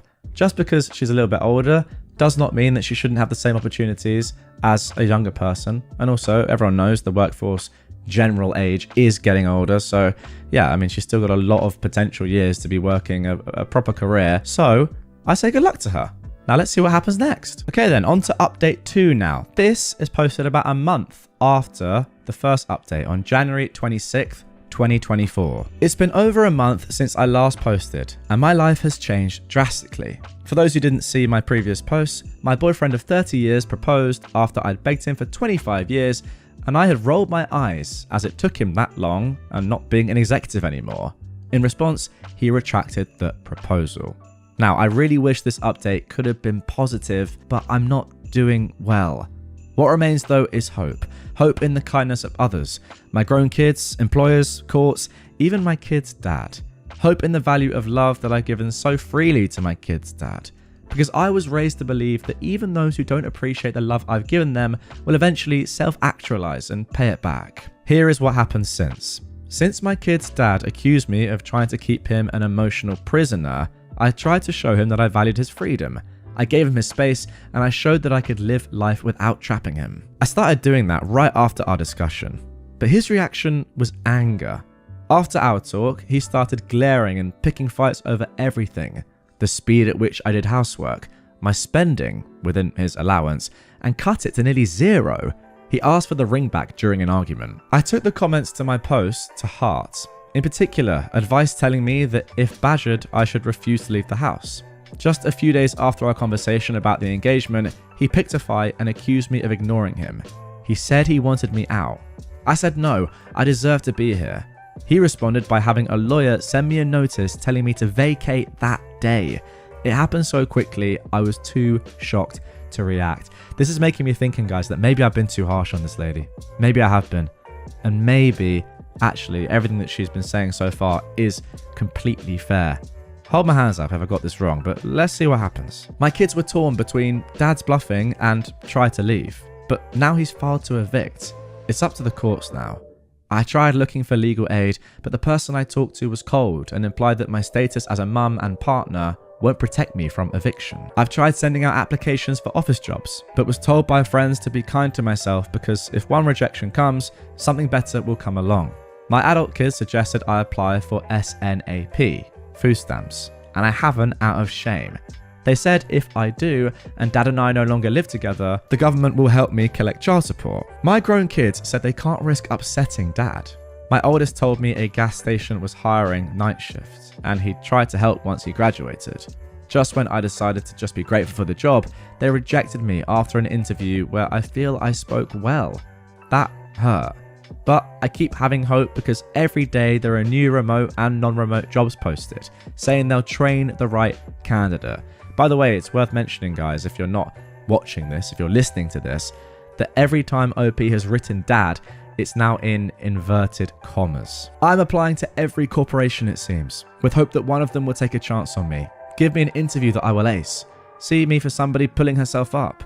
I know my boyfriend wants me to beg, but I don't know if that would make him drop the suit. I just don't know anymore. I'm in my corner of the house, trying to keep things normal and applying like it's a job. I don't know what else to say, but that ends my update for now. I maintain hope and dignity. Oh my goodness me, right. Suddenly, out of nowhere, things have got increasingly more tough for OP. I didn't really expect this. I thought she'd be okay. But anyway, here are some relevant comments. Someone said below this, I'm so sorry you're going through this, OP. Have you thought about applying for a trade apprenticeship? I don't know the details of your circumstances or skills, but I wanted you to have another option to consider. OP replies, my skills of competency are mostly around marketing and maybe something like investor relations, which my boyfriend's sister was in for around 8 years before she got married and changed to another role. I love creating beautiful imaging and speaking to people, even if they're strangers. I know it doesn't come off that way because I've been through a lot emotionally lately. I don't think I'd be a personality fit around tradespeople. We would likely have nothing in common, ever, and they run the gamut in terms of background that make them choose trades over an office job that climbs the corporate ladder. Then OP was asked about getting legal advice and how she was served by her ex. No, I was actually served by a sheriff, she says. My son looked the sheriff up and confirmed he is legitimate. A friend of his, whose dad works in the courts, the friend does not know my husband, says he knows the sheriff and he's been used by his own company to serve stuff when they sued. It was a 30-day notice. I told him I wasn't going to leave. The day after the 30-day notice expired, he filed for eviction and I was soon served. Unless they got an identical twin of the sheriff to impersonate him, then this is real. I gave legal aid the papers and they said it's real. And then finally, here are OP's comments on her education and work experience. I did not go to college, but I have done a lot of freelance marketing, doing stuff for family and friends' social medias, and editing family pictures, plus promoting school fundraisers. I'd love to get a certification if I had the funds, but when I'm entry level, I just want to put my nose to the grindstone and work to show my potential. Okay, let's move straight on now to the final update of this story so far. This was posted at the time of recording just 1 week ago on March the 6th, 2024. That's 1.5 months after this all started, after OP first posted her first post on Reddit. The unconscionable happened. A judge is letting my ex-boyfriend evict me. A judge who is supposed to uphold the laws of fairness, morality, and for years I assumed kindness, found in favor of my ex-boyfriend. My head is spinning. I've not found a job yet, and I did everything right. I applied to hundreds upon hundreds of marketing jobs online. I've gotten 3 responses, but those responses asked me to download communication apps to do the interview, and their instructions are so hard to understand. I don't do well with non-concrete directions, so I got too aggravated to respond. However, at this point, I'm desperate enough to interview even there. I've taken the advice to apply to non-marketing jobs. My older daughter wrote me a resume for an office assistant job for a church that only offered 8 to 10 hours a week at only $2 over minimum wage. I got called for an interview, and the pastor of all people seemed disappointed after seeing me and greeted me with a different tone than he greeted the next applicant who came in, a woman in her mid-20s. Horrible behavior from a mid-30s man. He even called me mom in this apprehensive tone, or ma'am for you Americans. I did not get the job, but I feel bad for whoever does. I only have a few days before a sheriff arrives. I called my kids for help. My legal aid attorney predicted I'd only get visitation until I have a stable place, and child support would likely be enough to only partially pay for motel living, so I needed to quickly get a job. How can the world treat a mum like this? My adult kids arranged to meet me and told me there's a reason even their grandma called my ex an alley cat. They offered to sneak food from dining halls when I visit and let me close for interviews, but said their dad laid down the law with regards to sending money and they will not be sending me any. And that when they get jobs of their own, they will also be prioritizing their own savings and I should not expect any money, and that it's not my fault, but at some point the shows of fickle affection they've seen during their childhood, where they face bullying and watch people like me who are kind be scorned, jaded them. And in all that instability, accomplishments and money were the only constants, and that has made them emotionally apathetic, but that it's hard to fix because it goes hand in hand with the overactive having sense of self-preservation they have acquired. They blame it on watching how self-preservation got their dad far and how the lack of it crushed others. I can't actually quite believe that paragraph. Is that incredibly introspective, or is it just weirdly arrogant and just a general excuse to not help out your own mother who looked after you and raised you? I don't know what I've just read. Comment down below. What do you think about that? I was able to sell the few things that my ex did not bother to claw away from me. I have enough to book a room at a motel for about a week, but then I don't know. I asked my newly 16-year-old if she'd want to stay with me when I get a motel room.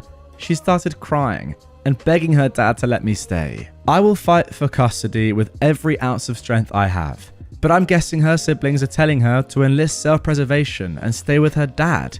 I understand. I do. But she still needs her mum. I'm in contact with a shelter. Hopefully I can find somebody who will fight for me to get housing, but I don't know what my future holds. Now, really tellingly, someone has commented down below, "You have no job or home. Why would you be granted custody?" OP replies, I'm working on finding a stable place for me and my daughter. So there we go. That is the end of that one. And I'm not going to lie, I'm completely unsure as to how to feel about this. One part of me, perhaps like the small, kind, sympathetic part, yes, it does exist, is thinking, this is really sad. This is a terrible situation.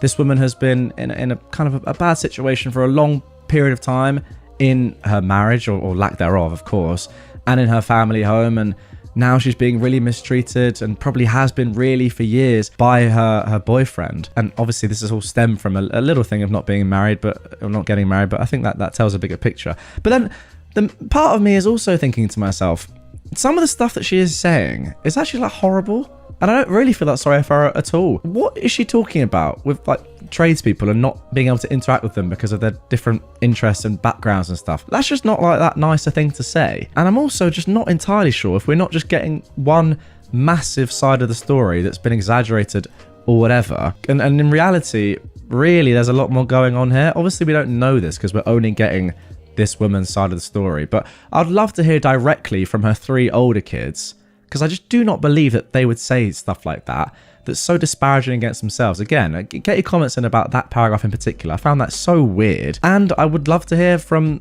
their dad as well. We're just seeing him painted out to be a terrible person, but who knows? He might be a good guy who's just, now not getting on as well with his girlfriend. It's really hard to know.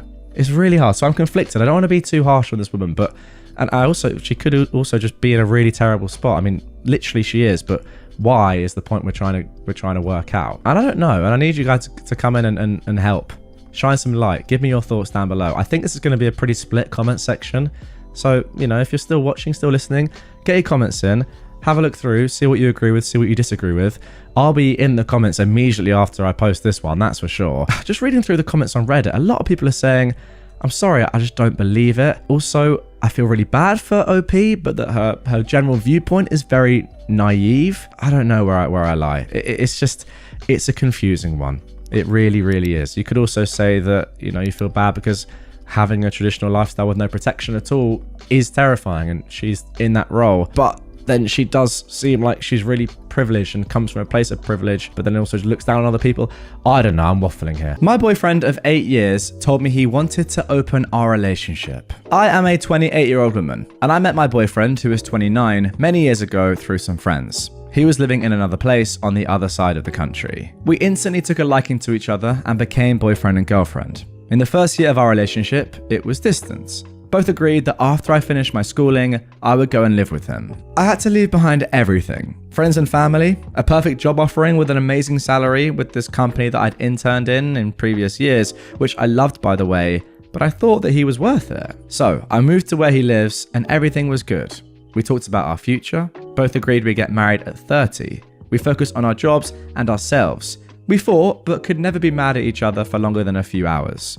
We bought a house together with a nice yard. The perfect home for our future together. Last night, while we were eating dinner, my boyfriend told me he wanted to talk about something. I said, all right, and we proceeded into the conversation. He started off by saying that he loved me and that I'm perfect to him. I thought he was going to propose to me. Instead, he told me that he is polyamorous, that he just realized that, and that he wanted to open our relationship. I asked if I did anything wrong for him wanting to open the relationship, wondering if I didn't satisfy him enough emotionally and sexually. He said no, and that it's just who he is. I told him that I only believed in monogamy. I can't personally see myself with anyone but him. He told me that I was being ignorant when I told him I only wanted him. I backtracked into what I was saying and asked him if he'd already thought of another woman that he wants instead of me. He tried to deny it, but he said there was a woman that he'd met, that she's also poly, that they never did anything and that I shouldn't worry about it. But I couldn't believe it. I didn't know what to say, so I finished dinner in silence. That night, I chose to sleep in the guest room. I couldn't bear to look at him. I started thinking of all the things and opportunities I'd missed, like my dream job, my friends, missing life achievements of my nieces and nephews, and not spending enough time with my mother before she passed away. All of the 8 years I had just went away. They left a sour taste in my mouth. I regret the life I had in the past 8 years. I keep thinking of who would have been, what I would be doing. This morning, he didn't go to work because he felt like trash because I slept separately. So we talked about everything, and I told him that I cannot be with someone like him, that I didn't want to enter an open relationship. I told him I wanted to leave. He started crying and said he couldn't change who he is. Why would I say that I regret our time together? I told him because he'd wasted it, and our future together has just disappeared. I told him it would take me time to learn to not love him anymore. I thanked him for the past 8 years together. He said he takes it all back and that he'll stop talking to the other girl, that he doesn't want our relationship to end, but I can't do that to someone I love. I cannot hold someone back from becoming who they are. If he is poly, I don't care, but it's just not who I am. I've packed all the things that I own. I'm gonna move back home, live with a friend. I applied for a job that I actually like. I'm sort of embarrassed to admit to family and friends why our relationship ended because it feels like I wasn't good enough for him. I feel like I wasted my 20s for him.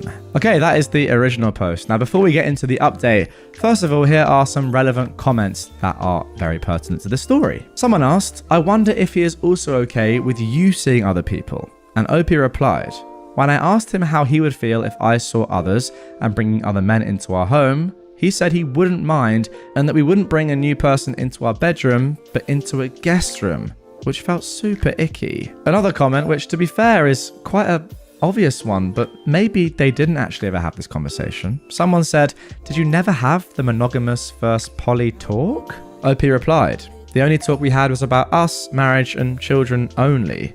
I never had the desire to pursue anyone in 8 years. It was only him. I know what poly is. I understand it, but it's not for me.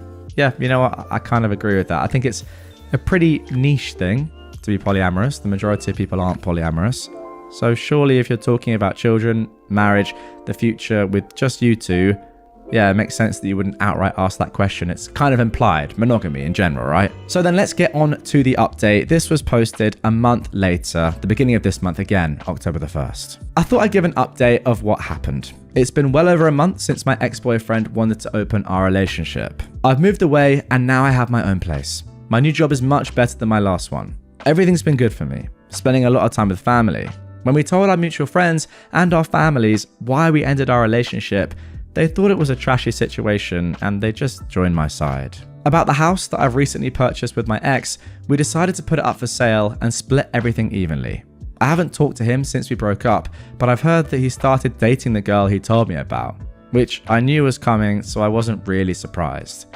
I'm not really in the mood for dating at the moment. I'll probably take more time for myself. In the end, I'm happy. I've learned a lot and everything has been good. You know, sometimes I wonder with these stories, right?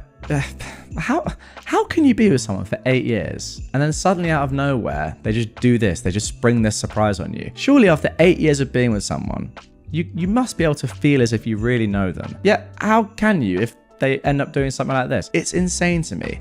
I also do think, or kind of worry/wonder, whether this guy is even polyamorous at all, or he just used it as an excuse because he was emotionally cheating on you with this woman, kind of proven by the fact, well, at least the fact that he was emotionally cheating on you, that very soon after you guys break up, after you leave, he's dating the woman. I mean, normally after an 8-year relationship, you'd have a little bit of time off, right? They say that it takes half the length of a relationship to get over that relationship. But no, he's straight back on the horse. I think that shows his true intentions. Also, I need to just kind of remind myself here. He called her ignorant because she identified as monogamous and wasn't happy that he was poly. What?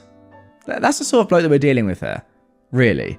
So in that case, yeah, I kind of understand why OP is saying at the end that she is happy, because you're never really going to be happy with that bloke long term if you stay with him for sure. And at least now you know and you can move on with your life. Yeah, it's tough.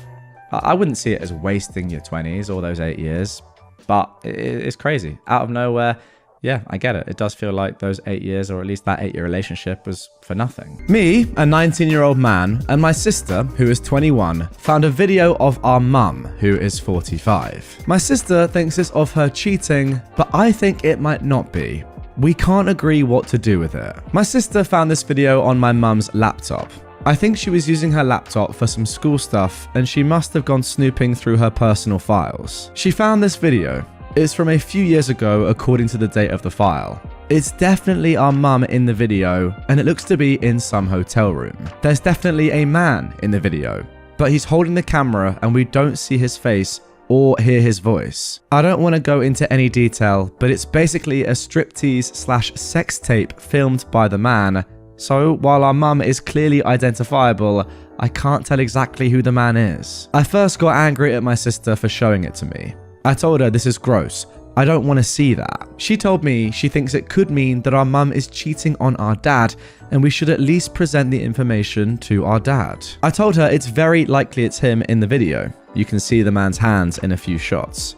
I think it's my dad, but she seems to think it's not him. I told her if we show it to them and it is him, not only will we be embarrassed, but they'd be mad at her for snooping. She was like, "Why do you care? I'm the one who did the snooping, so only I'll get in trouble. I'll cover you if they try to get mad at you." I told her there has to be a more sensitive way of approaching the situation, instead of just bombarding our parents with, "Hey, we saw your sex tape, which could either be with you or mum's secret lover, and we should consider the fallout." However, she seems pretty adamant that she just wants to show them. She thinks it's the safest option, since if mum was cheating, she gets exposed, but if it was just dad, then no harm done. We can't agree on what to do, and I have a feeling she might show it to them regardless of what I feel. But if I push hard enough, I might convince her of an alternative solution. So, any ideas on what we should do? Well, what a way to kick off 2024. First story of the new year, and it's this. Goodness me. Before I give my thoughts, guys, get in the comments down below. It's imperative that I hear what you have to say about this. Such a sticky situation, and I really don't know how I go about this, but yeah, I want to hear your thoughts. From my perspective, I'd honestly just be so tempted to just leave it. Like, you found it in a weird way. It's such a weird piece of footage anyway, from your perspective as your mum's children. And look, it could be your dad, it could be someone else. Ultimately, is it worth the hassle of going through all this? Is it really? I mean, look, if it is someone else, another man, then it probably is, and you have to face the embarrassment to save your dad. But if you're pretty confident it's your dad anyway, as you are, OP, I know your sister's not, but you are, then there's no way you should ever talk about this, because imagine bringing up your parents' own sex tape to them. I can't think of anything more cringy. Now, interestingly, OP actually came up with some plans of his own, which we're going to get into in a second. There are a few different plans there. They're all interesting. We've got option A, B, and C of things that he thought of which he could do. So without further ado, this is option A. Sending it anonymously. OP said, "I like the idea of sending it to him anonymously," his dad, I assume. Maybe through email or something. If it is him, then no harm done, and he doesn't know it was us. Now, I'm not sure I personally agree with that. I think that would be opening a lot of doors. Here are a couple of comments from people down below. Somebody said, "Please don't do that. Your parents will be pooping themselves wondering what kind of pervert hacker has gone through their computer to watch their private videos." Yes, my thoughts exactly. If you get sent that anonymously, if anything, that's worse than your kids bringing it to you. If your kids bring it to you, yep, very embarrassing, but at least you know that it's still private, or at least only your kids have seen it. If it's sent to you anonymously, you're going to be thinking, "Oh my goodness me, my life is ruined. Who has access to this footage?" And another Redditor backs that up. They said, "But if it is him and you send it anonymously, he'll be freaking out about who has it and how they found it." Exactly. I think the only way this works out positively is if it isn't your dad in the video, and this method stops you from having to have the embarrassment of showing him the video. So it stops that, and it also lets him know about your mum cheating. But those two factors we're not sure on at all right now, so that doesn't seem the best thing to do at all in my opinion. Okay, option B from OP is telling dad about the video. If it is him in it, he'll know it's him, and won't he get mad at us for even looking at it? Is there a way I can let him know that I'm sorry I had to look at it, but it's only because we were concerned about him, so that he doesn't get mad? I think that if you are going to tell your dad, or you are set on showing it to him in any way, this is the way of doing it. Being honest and just saying, "Look, dad, sorry, this is what happened, right? My sister was doing homework using mum's laptop, happened to come across this accidentally, of course, completely accidentally. Maybe don't say about the snooping." And just say, "Look, we're worried. It's embarrassing for all of us. Obviously, it's a shock for you. It's a shock for us. But this is what we've seen. I kind of feel like we have to tell you about it. Sorry." That, I think, is what I would do. And finally, on to option C. faking finding it in front of dad. Okay, so what if we go up to him, says OP, and tell him there's something we need to show him on the laptop, and then while browsing it in front of him, we pretend to stumble on the thing for the first time. We can be like, what is this? And if he genuinely doesn't know and says open it to find out, it means he doesn't know about it.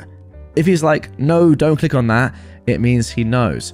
Okay, I guess maybe. So I guess instead of actually showing him the video in full, you just show him where the video is, the location of it on your mum's laptop, and the thumbnail as well, perhaps. I don't know. I feel like that's kind of a shot in the dark. It's weird if he knows exactly where it is on the laptop and recognizes the full video from the thumbnail, but who knows? Could be a good idea.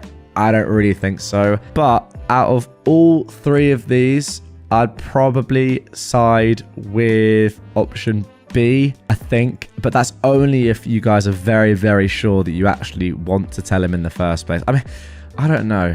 I feel like I'd really, really, to be honest, study this video and try and work out, not in a weird way, by the way, but really study it, which is a horrible thing to think. Study the man, I mean. Really, really try and work out and discern 100% if you can whether this person is or isn't your dad. That is horrible having to watch this again and again, but genuinely, oh my god, it's so horrible.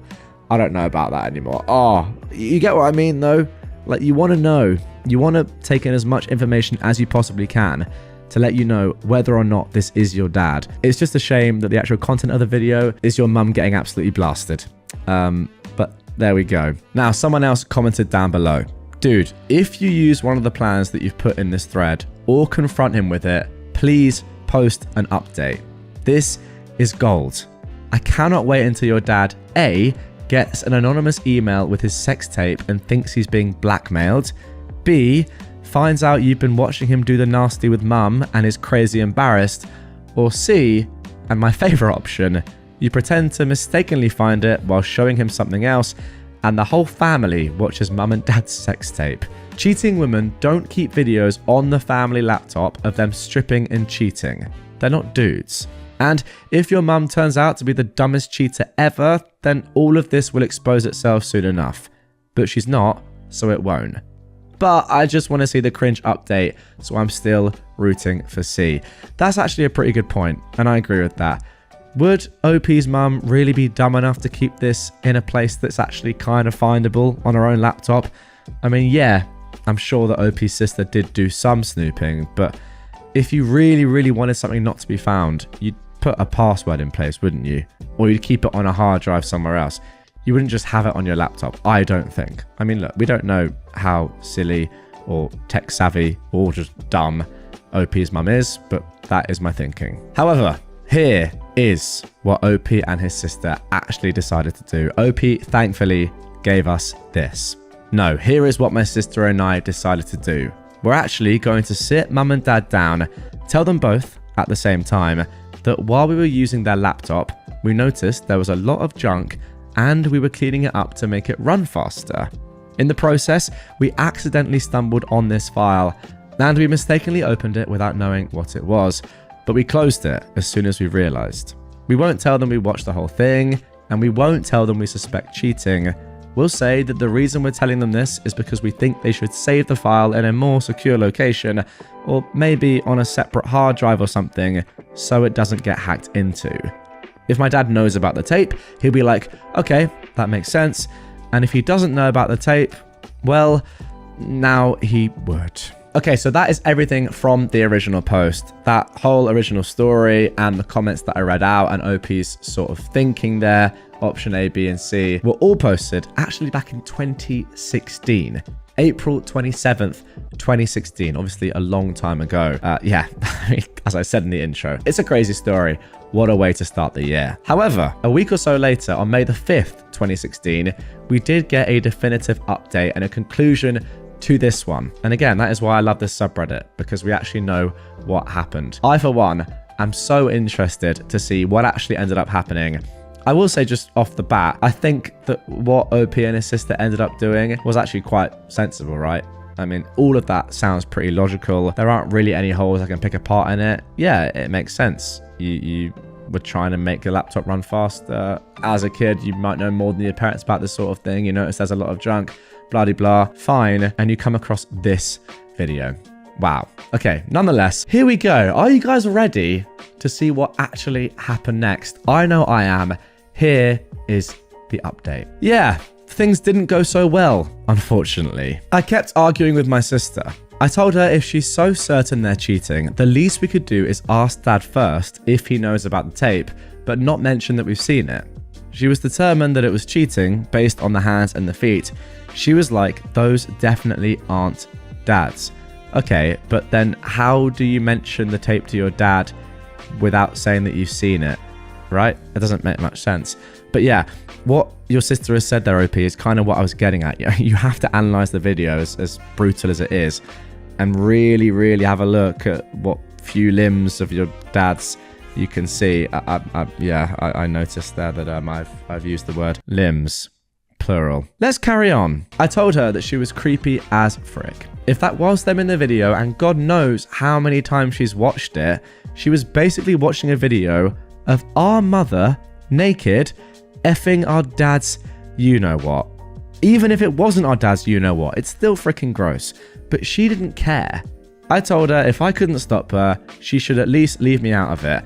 I want nothing to do with it. She then went nuclear. She went and told them everything and embarrassed the frick out of herself. It turned out her little detective work was way off. It was Dad in the video. Okay, well, I think that's good news. At least your mum wasn't cheating on your dad. Our dad was angry, but mostly bewildered, but he just laughed it off and got over it. Our mum, however, didn't take it so well. She had a panic attack. She went nuts. She was like, what the heck is wrong with you kids?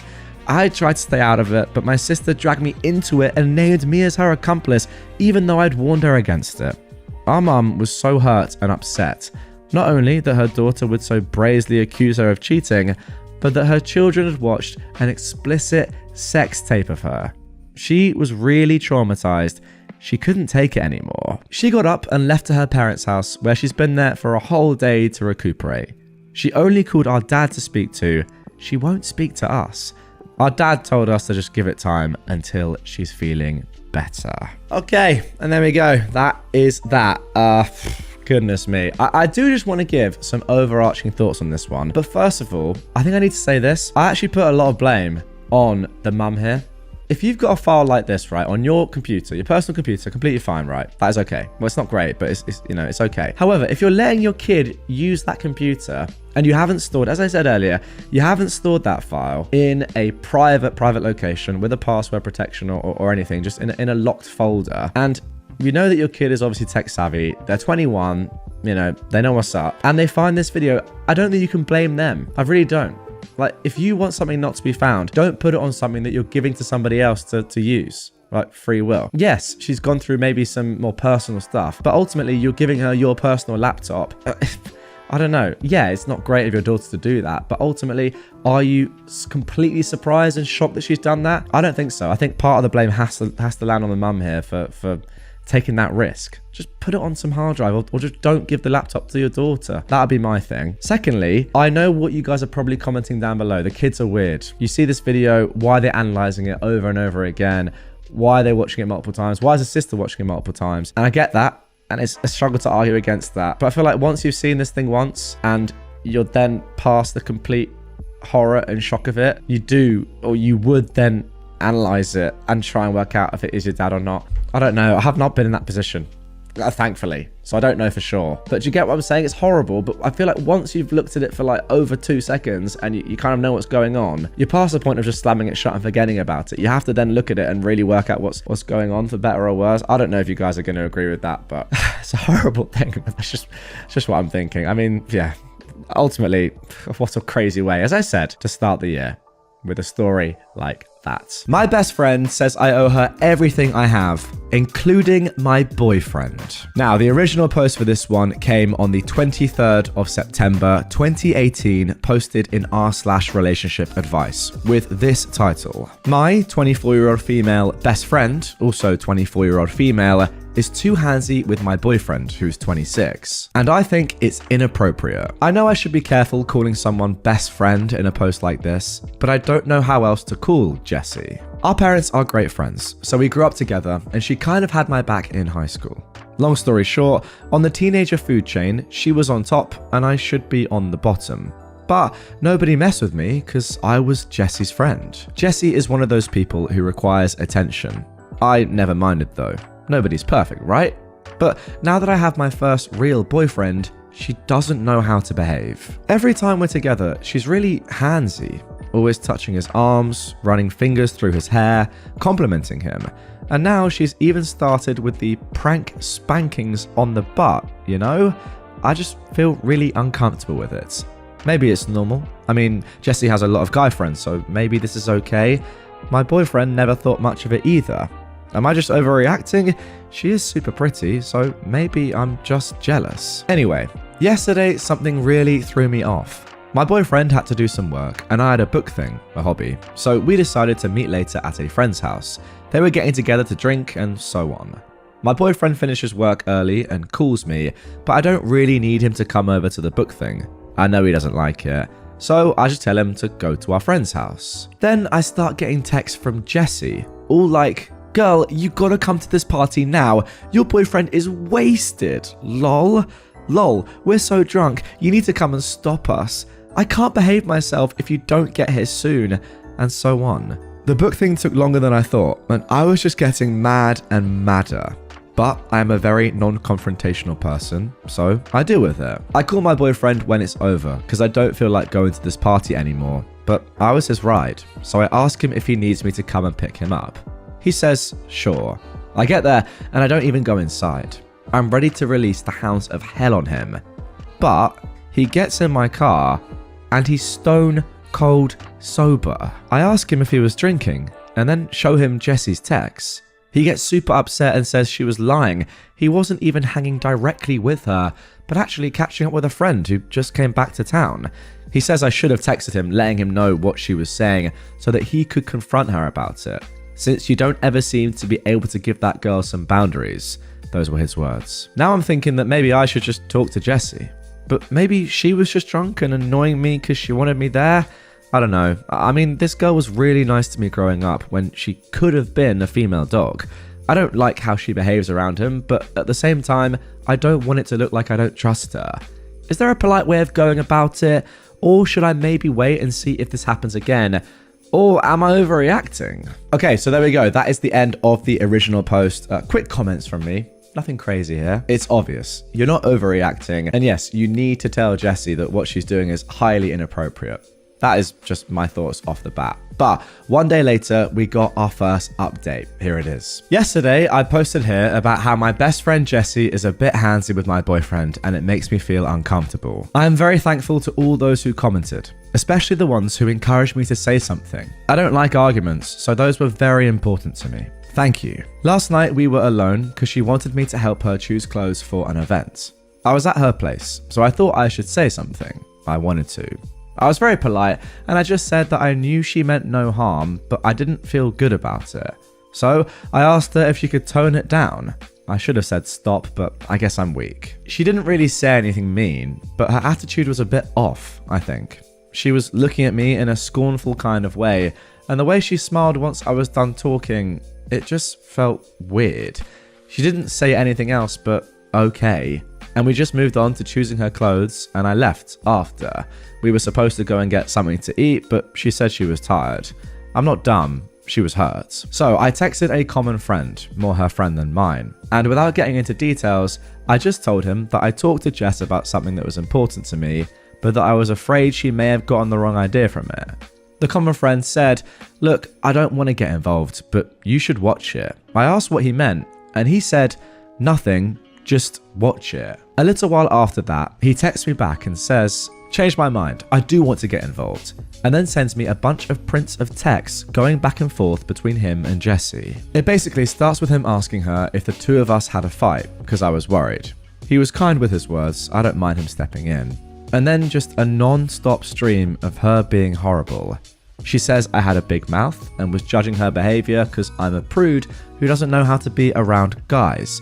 How she taught me everything I know about having a life, and how dare I tell her what she can or cannot do, or how I should thank her for even having a boyfriend at all. Our common friend actually called her out for being rude here, and no friend of mine. After the prints, he told me, I'm done with her. I give up, and you should watch it. He also said it was okay if I told her I had the prints. I didn't though. I didn't know what to say. I mean, she's not 100% wrong, but even though I know that, it really hurts to read those. This morning, I wake up and see she texted me late at night. She says she knows that our common friend, Pete, sent me the prints, and she didn't mean to be rude, but it's ridiculous that I am jealous of her, because if she wanted my boyfriend, she could just have him. You want me to prove it? She said. So, I'm being silly and should drop it, is what she meant. She ends it with kisses and a joke.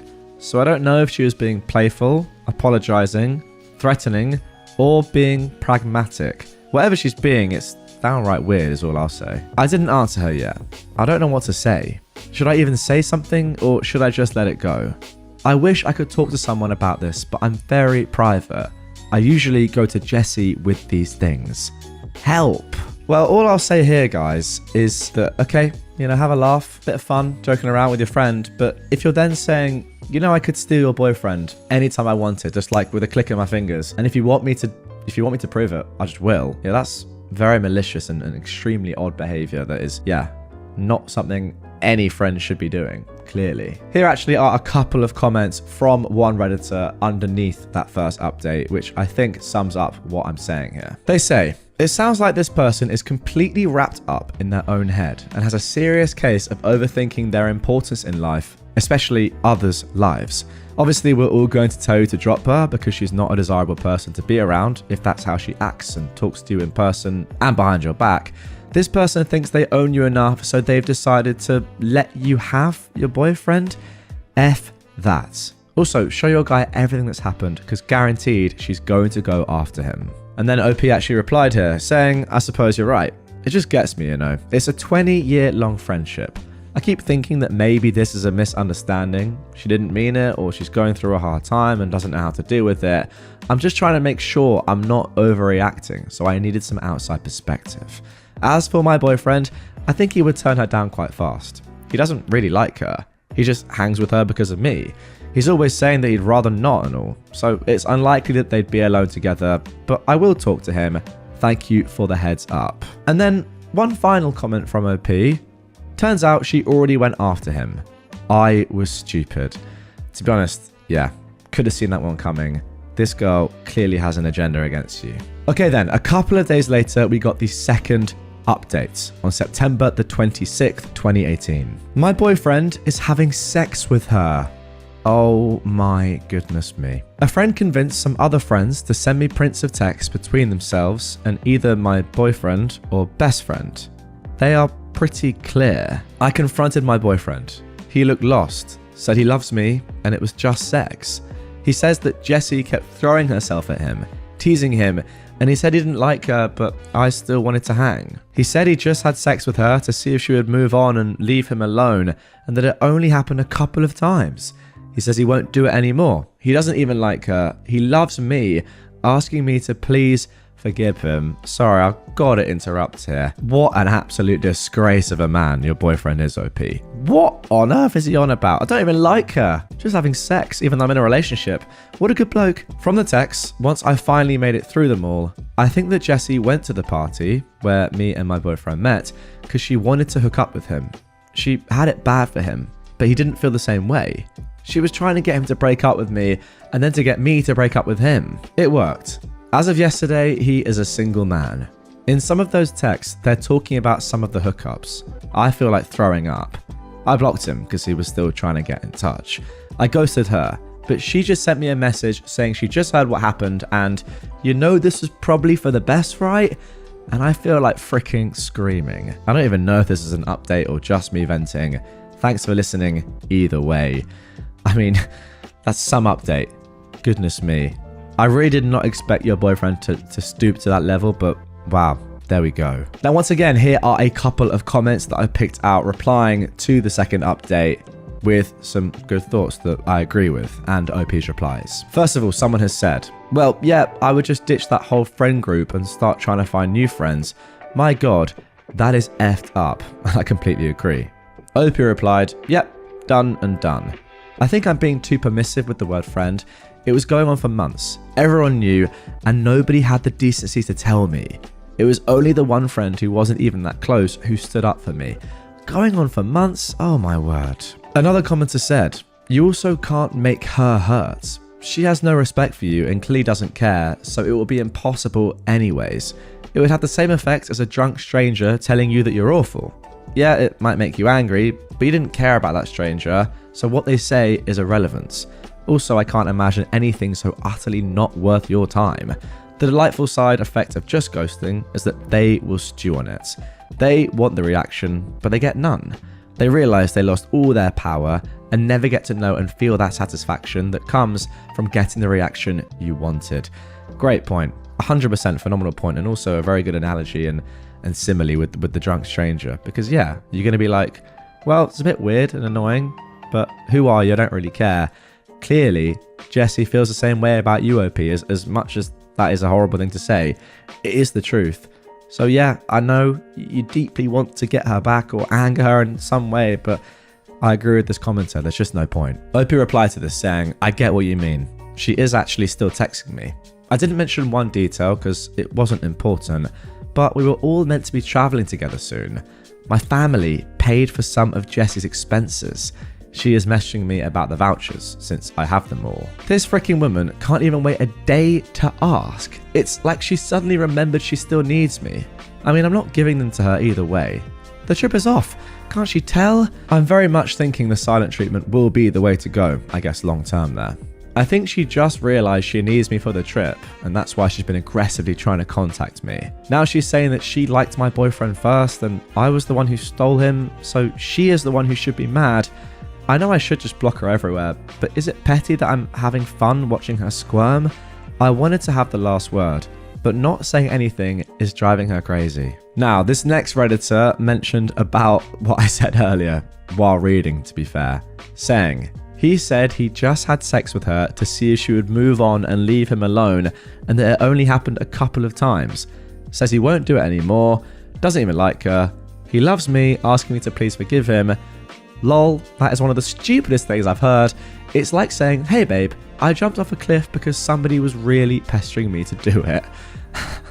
Then they say, I feel for you, OP, but what an excuse. I mean, yeah, imagine saying that. Ugh, fine, I'll just have sex with you and then you'll leave me alone. Seems pretty likely. OP replies saying that they actually almost fell for it. How pathetic is that? He was saying he cared about me, it was just a mistake. He thought she'd back off, and I felt it was a bad decision on his part, but maybe it made sense and I could forgive him. Then he says something like, and I didn't even like her. You were the one who always wanted us to hang. And that is when my brain joined the party and was like, is he seriously trying to blame this on me? Yes. Yes, he is. He was trying to gaslight you. All right, then, a few more comments here from OP about the upcoming trip. I'm actually interested as to why OP thought that wasn't key information. Clearly it is, right? And also, have a look at this. The most disgusting part, OP says, is that it's a trip that we take together with my boyfriend and some other friends. So she really thinks I would let my family pay for her to go on vacation with my ex, who she cheated on me with? I'm starting to think this woman is sick. Like, for real. And OP has also here given us a little bit more context about Pete and his role in kind of proving, or I guess showing OP what was really going on. She actually says that it was all Pete really discovering the severity of the situation. After Jessie texted OP saying that she could get my boyfriend if she wanted to, I just answered back, what the F, Jessie? And she lolled as if it was a joke. But then Pete texted me asking if I was alone. He was really kind and told me everything, said he had the proof and asked if I wanted to see it, and I of course said yes. So he'd actually gone after our friends and convinced them to send the screenshots, the prince. He's really well liked by everyone, and he was the one who said, "That's enough." Pete is gay, by the way, just in case anyone jumps the gun like my mum did and think he did this because he's interested in me or something. He's not. He's just a decent person. I guess the point here being that everybody in the group, or a lot of people in the friendship group, knew about this. I mean, if there are screenshots between Jesse and other people in the group and your boyfriend or your ex-boyfriend OP and other friends in the group, and nobody's telling you this apart from Pete, who finally said, "That's enough. OP has to know." I mean, what sort of friendship group is this? And yeah, it brings me back to another commenter from before who said, "Are these really your friends? Come on, you need to look for a new friendship group." And I agree. A little bit more info here on Pete. He convinced 3 other friends, OP says, to send him texts between them, the 3 friends, and either Jesse or OP's boyfriend so that he could have proof, because he thought that what was happening was disrespectful and somebody should tell me. There were prints of text between 2 friends and Jesse and 1 other friend and my boyfriend. They were pretty clear. Okay, so that is the number we're looking out for there. 3 friends, Jesse, your supposed best friend, and your boyfriend. 5 people who I presume you thought you could trust a lot, all going behind your back and knowing about this. Obviously, some worse than others, but still, is it that much worse? One of your friends not telling you about this than Jesse and your boyfriend? I mean, yeah, they're the ones that are doing it, but by not telling you this information, they're withholding so much from you that they could easily just tell you. Like, I don't get it. Why not just tell you? Obviously, they're not as bad as Jesse and your boyfriend, but there are levels to this. It's like when there's a bully in school, right? And a lot of other people know the bullying is going on, but don't inform a teacher or don't tell someone to help out and, you know, help out the kids that are being bullied. They just stand there in silence. Who's actually more in the wrong here? Because the people that just don't say anything could stop the bullying in a second. Yeah, the bully's the bully, but there are other witnesses that could do something about it that are choosing not to.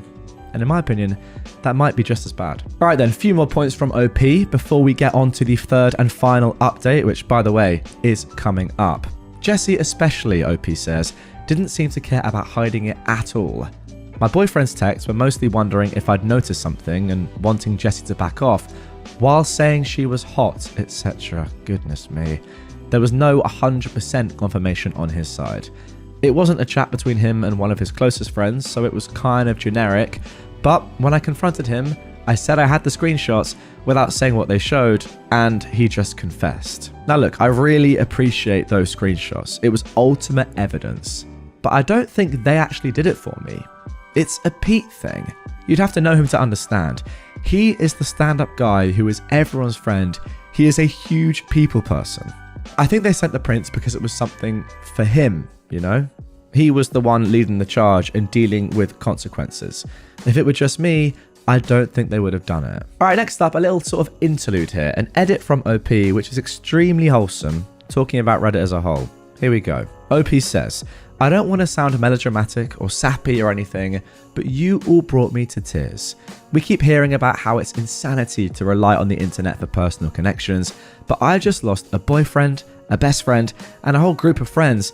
And instead of feeling alone, I'm more and more feeling like, frick yeah, that was the right thing to do. I'll be okay.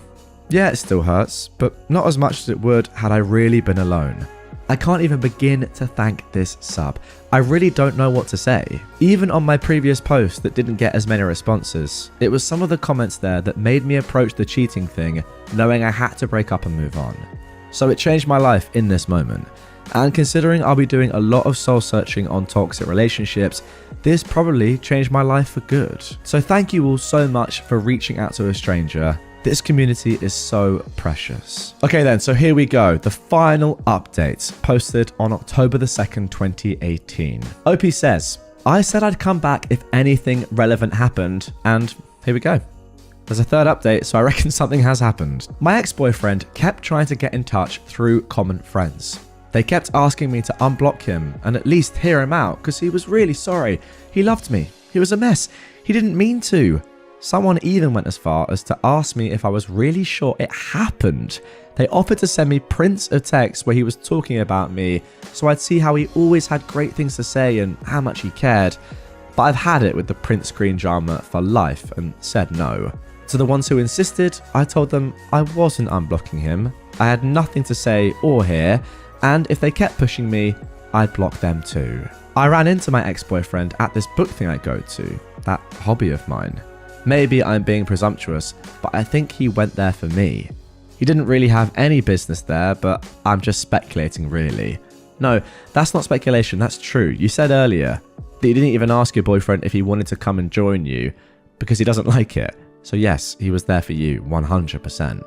Anyway, the boyfriend asked if I had a few minutes for coffee. I said I was late, which was a lie. He walked me to my car. He looked so good, smelled great. He was so sweet.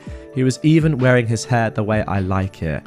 I feel horrible because even after everything, I still like him. He apologized some more, said he knew I needed time and space, but asked if I consider giving him another chance because he would wait for me. He said he'd never talk to Jessie again and would act like they had restraining orders against each other. And I just found it really funny how everything he was saying required me trusting him, which I don't. So I told him I wasn't interested anymore and he should move on. I wish I'd said something snappier or wittier, but I had nothing. This was on Saturday, and I haven't heard from him or friends since. I think that was that. Jessie also kept trying to talk to me. Like OP said in the comments, there was a trip coming up. It would have been me, Jessie, my ex-boyfriend, and a few friends. Since Jessie couldn't afford it, my parents paid for most of her expenses. I mean, yeah, the fact that she still now feels like she is owed that trip is just mental. She must have remembered this right after everything went down and panicked because I had everything. The vouchers, the emails, credit card info. She went crazy. She even showed up at my place. I wasn't home and my roommate told her to F off, exact words. I didn't block her at first because I admit I was having some fun watching her despair. I talked to my mum and she was amazing. She told me I should cancel everything even if it cost us money. It was fine. So I did.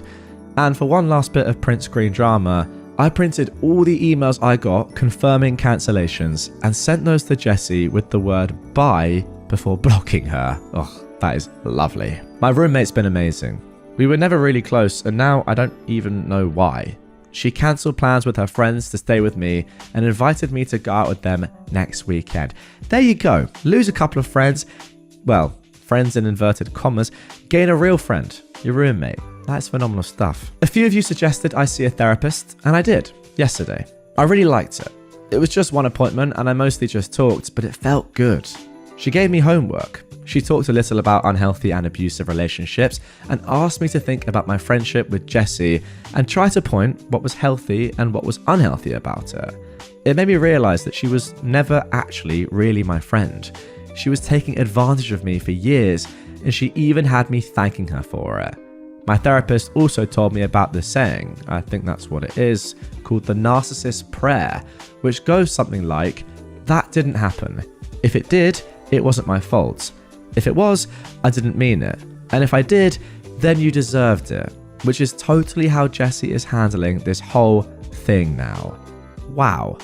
That is actually an unbelievable phrase. I like that a lot. So, good riddance indeed. And a final piece of gossip. Pete talked to me yesterday. He's checking up sometimes. He's a good guy. Again, he is gay in case someone is still thinking this might turn into romantic comedy. I mean, to be fair, it would be pretty amazing if it did, but yes, he's gay. He said that Jessie was super sure that since I broke things off, she and my ex-boyfriend would hook up right away. But apparently he doesn't have the same plans, and that freaked her out over the weekend. Pete says he really is a mess and went out drinking hard 4 nights in a row to the point that he had to be carried home by his pals. And yesterday, they all went out for lunch at this burger place. Jessie was going to run her fingers through his hair or something, and he just pushed her away and told her to stop and to never touch him again. Great that now he manages to do that. Huh? Yeah, exactly. A little bit too late. I guess in the end, he really did like me in his sick way. The thing is, I don't want to be with someone who likes me in a sick way. I want to be with someone who likes me in a healthy way. I think I deserve that. I'm also thinking about taking the money I got back from the trip to go somewhere else by myself. I haven't decided though. Anyway, this will be the final update on this, since it's unlikely that I'll have anything new to add. Now I think I just need some time to heal and let go, you know? I might come back in a few months if there is reason to do a yay, life is awesome now post. But I wanted to post this update now because I wanted to end this whole story on a bright note. And of course, thank you all again. You are the best. And there we go, guys. That is going to do it for this one. Another phenomenal story. And I've used the word phenomenal a lot in this episode and the last, but I feel like it's the most apt word, you know? Again, just great stuff. And what I love about this one as well is, I do say it enough, I know, but it does show the power of Reddit. And I agree with OP. People would say, or have said, and perhaps I used to say it in the past, that asking internet strangers for advice and, you know, opening up to the internet is weird and it's insane, as OP said, and it's not going to get you anywhere. Well, actually, no. I feel like, you know, with every passing year, people are now starting to understand the power that the internet has as a force for a community, that you can now build real relationships on here. And if you want some genuine advice, sometimes actually the best place to go is the internet. A subreddit like r/relationship advice, where people don't have a vested interest, they're just seeing things for what they are and can give you some real tips.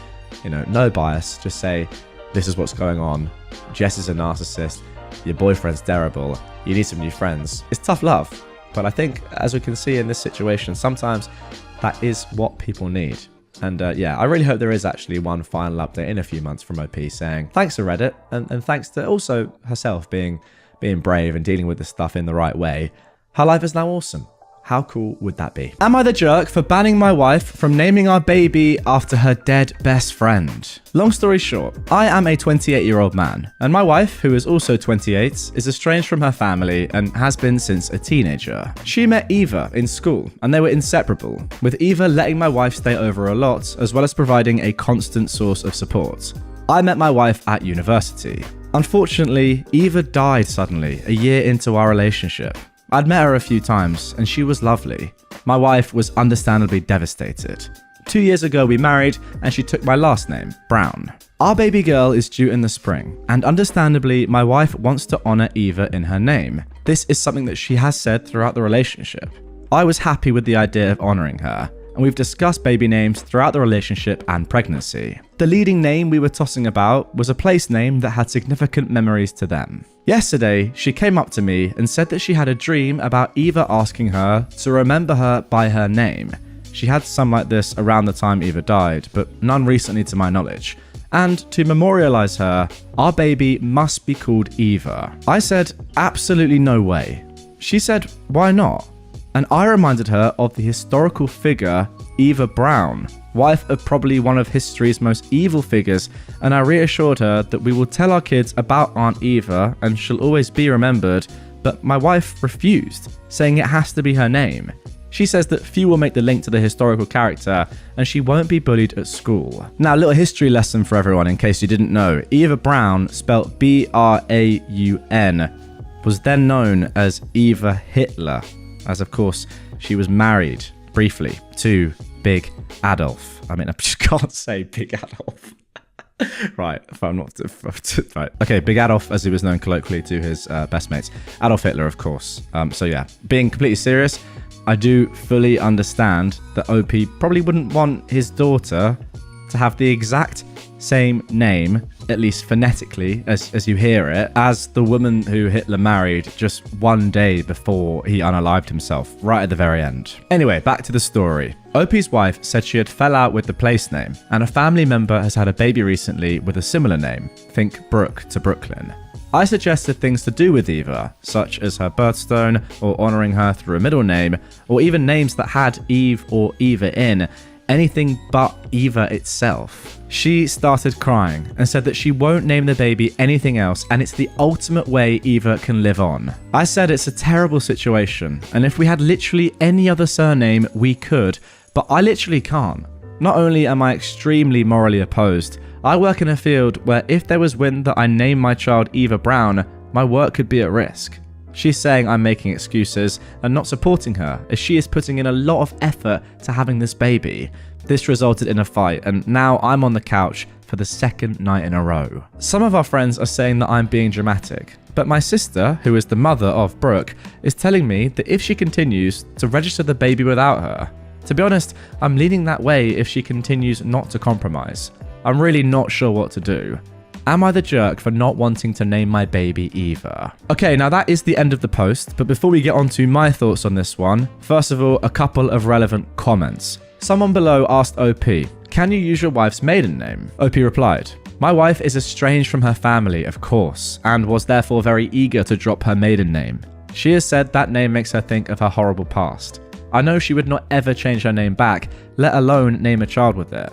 She is also really close to my family, who took her in as one of their own when we met due to her situation. Now we are in the UK, so yes, she could have kept the name if she wanted to, but she is estranged from her family and has been for 10 years. Her family don't know where she is or of my existence. She had a common first but a distinct maiden name, so she wanted to swap to my obviously rather common name, not only because she wants no ties to her name, but also so they could not find her, as they are very bad, dangerous people. This is also why we will not consider comments about swapping to her maiden name. Now, some people also asked about OP's profession and why people would know what was wrong with that, and yeah, maybe why his job would be at risk. OP says, I work as a history teacher in a very liberal school, and Nazis is a decent chunk of the curriculum for some of my older students. Not that I would share my personal life in depth to the students, but my colleagues and SMT would definitely ask about it. I hope to rise the ranks at the school, so I don't want to affect that. I also have a cousin who is one of my older students, so there is a risk of students and de facto parents finding out my baby's name that way if her friends ask. And finally, OP says that Braun is pronounced brown in German, so people who know history will know. OP says, yes, I am based in the UK and I teach the Nazis in my syllabus, and while my German is very basic and picked up from a couple of weeks of travelling, plus some of the vocab I've come across in my job, I thought that Brown was pronounced with a similar ow sound to Hauptmann or Augen. Correct me if I'm wrong, just curious. Okay, so there we go. That is it for the first post. Yeah, on the name thing, I'm not sure myself. I think the only real way to know is if you are German, get in the comments down below, enlighten us. Is Braun, I'll put it on screen right now, this pronounced like brown, or is it brawn? I'm pretty sure it is brown, it's not brawn. But yeah, if we could get some cold hard evidence from the German people out there listening or watching this, that'd be great. Now, as for OP, I will say that, yeah, I completely understand your viewpoint, my friend. I studied history and the Nazis in depth later on in my secondary education, and then I did history at university, and there's no way that my teachers or professors would ever dream of having any sort of name or any sort of tie that could be like make them look terrible or make them look weird or put them in a bad light, like back to them, if that makes sense. It's very, very unfortunate that this is the case and that Eva Braun had the name that she had, and she had the ties obviously to Hitler. But yeah, I don't think there is a world in which you can possibly have a daughter called Eva Braun as a history teacher who teaches about the Nazi party. It's just not going to work, sadly. And I do think that there are lots of other options that you could go down with your child's name that do include Eva, as you said, in some form. But yeah, don't explicitly say Eva Braun. And I think your wife has to understand that, surely. I mean, it can't get much worse than being a history teacher and calling your daughter the same name as Hitler's ex-wife. Surely that's just not gonna ever happen. Your wife surely has to understand that, no? And of course, I get it from your wife's perspective. Eva Braun, to be fair, not a massive name in the grand scheme of things. I think you'd have to have studied the Nazi party, well, not in depth, but I mean, not a lot of people know who Eva Braun is. I mean, I had to remind myself there, to be honest, and I studied the Nazi party. So, you know, not the biggest name of all time. No one's going to instantly click and go, wait, hang on, that's the same name as Hitler's wife. But yeah, as you said, you're a history teacher. You cannot risk something like that. You just can't. Now, of course, this is r/best of Redditor updates. Therefore, there is an update to this one. I really hope, before I get into this, and I haven't had a look at this, I hope there is a resolution, because this seems like such a stupid... first of all, it is very unlucky. But secondly, if there isn't a resolution here, then it is very silly and just sad. Now, the point that your sister made at the end about you just registering the baby without her, that is a terrible idea. I don't know why you say that you're leading that way. Is that what you just name the baby without your wife knowing the name? That's absolutely ridiculous. Don't do that, and I really hope that isn't what happens here. But that's some of the worst advice I've ever heard. But yeah, without further ado, let's get into the update and see what happened next. Okay, so here is the update posted 22 days later. Okay, soon after posting initially, I called up Eva's sister, Rose, as my wife, Lou, is really close to her, and I explained the situation. I know I shouldn't get people involved in marital matters, but Rose's opinion really matters to Lou, especially when Eva is involved. Rose agreed with me that naming a daughter Eva Brown would be harmful, and she mentioned something that we believe to be a game changer. One thing you must know about the late Eva, dear reader, was that she was a writer. She kept journals, which her sister held onto after her death. In one of these journals was a baby name list, where she gave 5 names for a girl and 5 names for a boy. Rose held onto these names when she was having children. One of her sons is named the top boy name, but she's done now and wants to give it to my wife.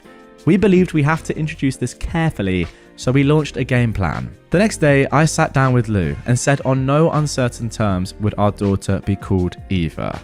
Brown is the only surname we have, and Eva is not something I'd feel comfortable pairing with her. As I mentioned in the comments, my wife is estranged from her family and often jokes that we got married so young, at 22, so that she could get rid of her maiden name.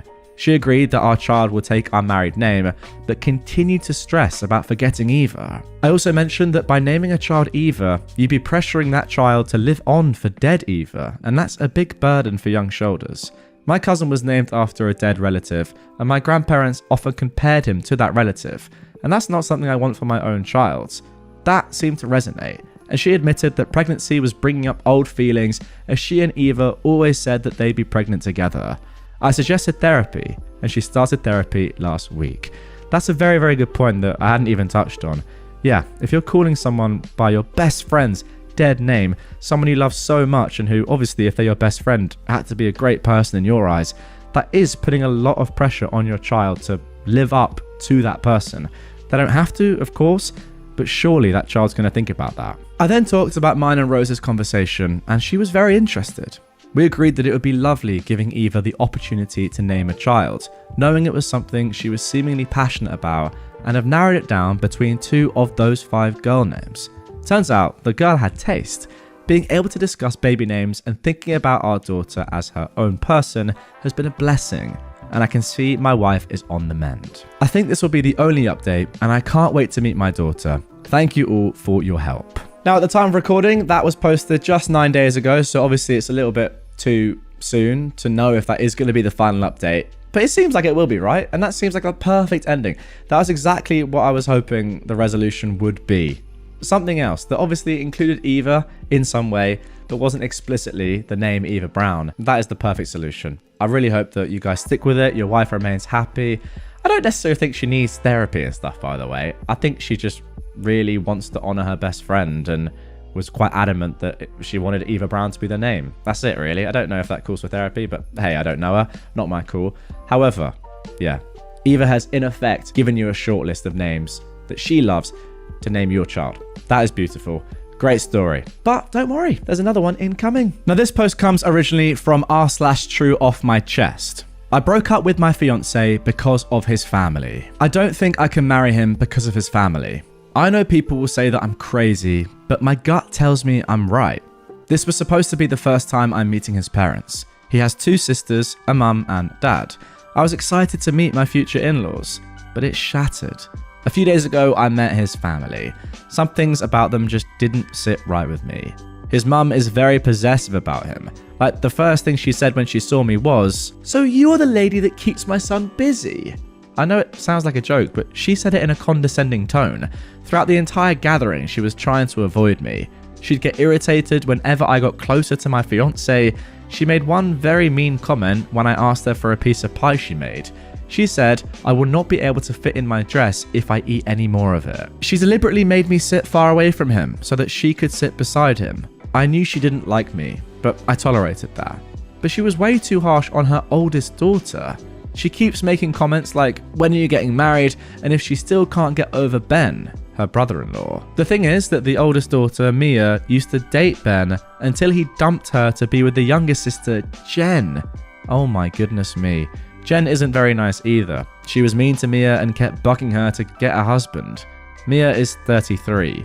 I don't think she needs to rush. Jen also didn't like me because she made some snide remarks about my upbringing. I grew up in an abusive household. I had to struggle a lot, whereas my fiance came from a well-to-do family. His dad didn't speak much, he didn't say anything, and he just nodded. The only normal person there was Mia because she just kept to herself, but nonetheless, I did not feel very welcome by them. I just had this gut feeling that if I get married, this will be my whole life. I'd always have to be in competition with his mother, but he is so nice and sweet. I never felt so in love with anyone like I did with him.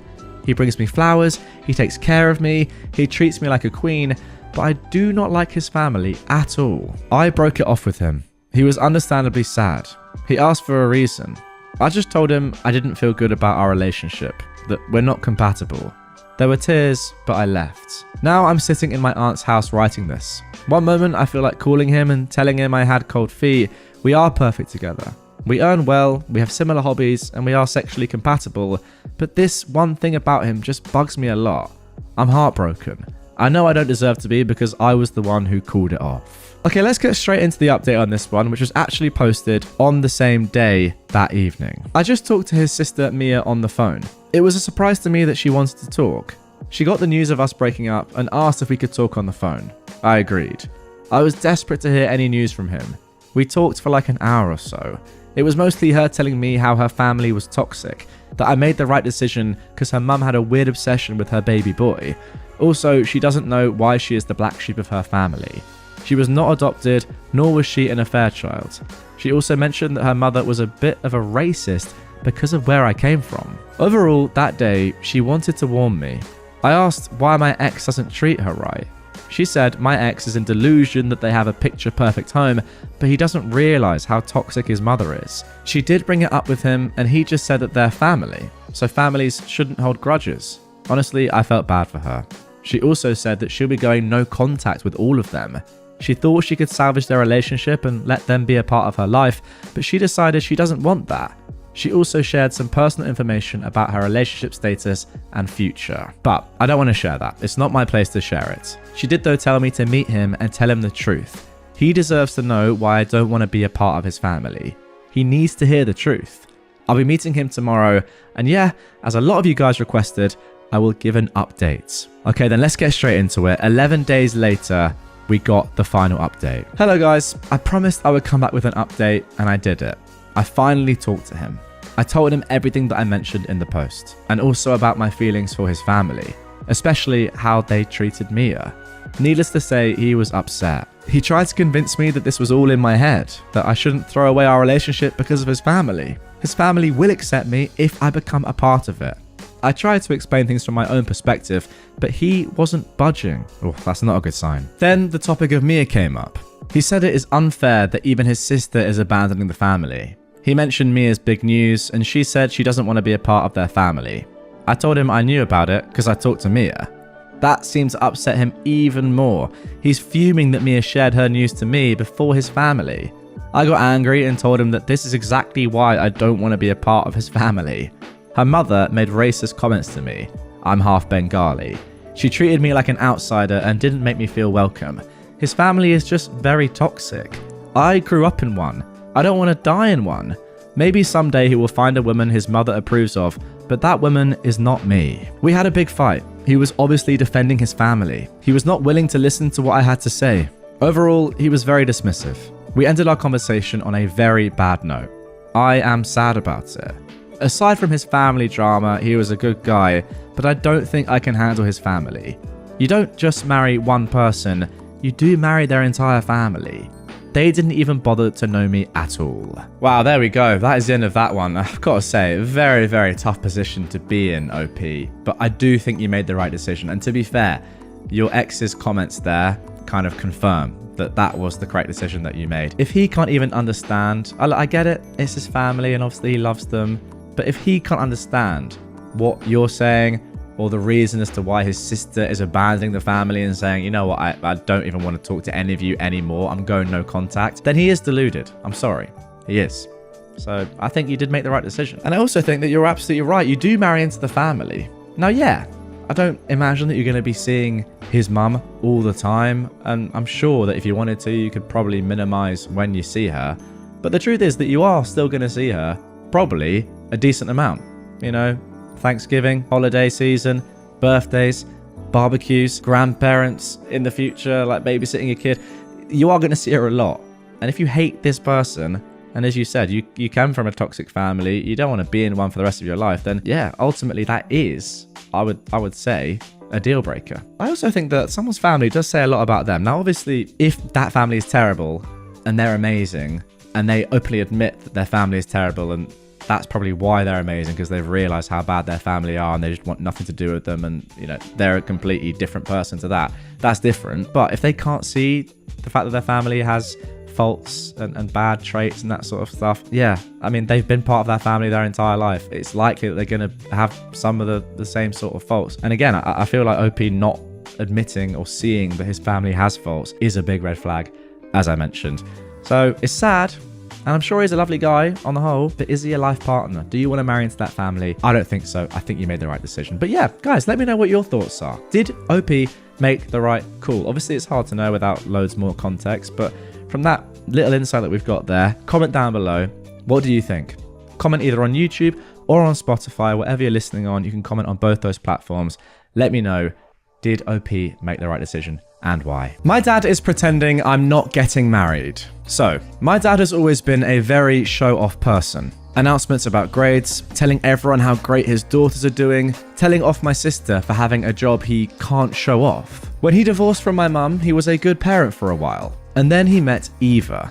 Eva is way younger, has had a lot of work done, and used to send him flirty messages when he was still married. They got married very early on in the relationship because they've known each other ages. She told him not to text us too much because we are adults. She checks his phone all the time. She forbade him from seeing us Christmas Day or St. Stephen's Day because he needed to be with his new family, and it would be disrespectful to her for him to see his ex-wife. Overall, she's been an absolute nightmare, and he follows everything that she tells him to do. Now, I'm getting married, and I told my dad that he is invited, but she is not. I've met the woman once, and I don't like her. Plus, I know my father isn't a great person, and he'd be making jabs at my mum about being older than Eva, etc. To make it fair, my mum's boyfriend is also not invited, although he is a sweetheart. My dad's answer to my invite has been to pretend nothing is happening. I sent him a save the date, and he sent me a thumbs up emoji. He hasn't asked me one question about the wedding, not even the venue, even though he told me shortly before meeting Eva that he was looking forward to me and my sister getting married and how excited he was. Myself and my fiance are different religions and cultures, so everyone's had lots of questions about how we are handling that. It turns out he hasn't told Eva I'm getting married, and he hasn't told anyone else. So he's just planning to say he has a work trip and come to the wedding. I don't actually think he's going to show up.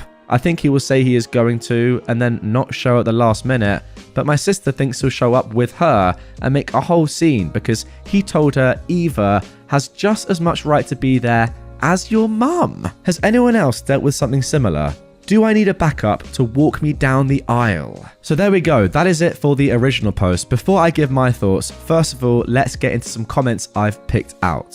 Someone has said, I just want to point out that your dad is in an abusive relationship. His new wife is cutting him off from his family, his support system, so she can have more control over him. He probably won't be allowed to go to the wedding because she is not invited, and probably wouldn't have been allowed to even if she was. Now, your dad is a jerk all on his own, but I think it's important to recognize that he's still capable of being abused and that it's happening. OP replied to this, yes, they both suck. He has always been a cheater. At least 3 other women during the span of 10 years that we have evidence of.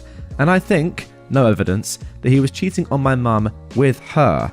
So that's why she's constantly monitoring his phone and not allowing him to leave the house. We told him not to marry her and that her behavior is very concerning, but he seems very blind. Someone else commented below, it sounds like he wants to come, and he knows that the only way of him coming without his wife is if he lies about it. He's risking getting caught to be able to go, which speaks volumes about their relationship. But if she checks his phone, you're causing further risk of her finding out if you keep messaging him about the wedding. Stick to phone calls so there's no record. I hope he can make it and there's no drama. To be honest, that was kind of what I was thinking as well. On the one hand, yes, he's a terrible person, we can see that. but it does also seem like he wants to come. OP replied to this. I rang him the first time to tell him I was getting married, and then sent him the save the date the second time, asking if he was coming. I didn't know that he hadn't told her at the time. I've got no idea why his wife wouldn't let him go to his daughter's wedding though, if she's as amazing as he says. And then finally, someone asked OP why his mum's boyfriend isn't invited. OP said, there's far more drama if I include him and exclude Eva. It's not worth the headache. My dad for sure will not show up if I invite my mum's boyfriend and not his wife. My mum understands that even though my dad is not the best dad ever, I still want him there. They haven't been together that long, so she's okay with her boyfriend staying at home. Plus, then he can stay with the dogs, and she doesn't have to worry about getting a dog sitter. Most of the family is going as well, so there's nobody else to look after them. Okay, so there we go for the first post. That was actually posted back in March 2023. And about 6 or 7 months later, we got an update, so stay tuned for that. We're going to get right into that. But I have to just say, off the bat, I can't work out who is more in the wrong here. OP's dad or his new wife. Maybe they're both as bad as each other. I'm not sure. Get in the comments down below. Do you think that OP's dad wants to come to the wedding and is not telling his wife about it because he knows that she won't want him to come and he's gonna come, but he doesn't want anyone to know about it? Or he's making up excuses not to come and just doesn't want to come anyway? I'm not entirely sure myself. One thing I do know is that his new wife, and I agree with the first commenter there, is being abusive. She's so controlling. She's not even letting this man see his own kids. Now, you could say that he needs to put his foot down and just do what he wants to do.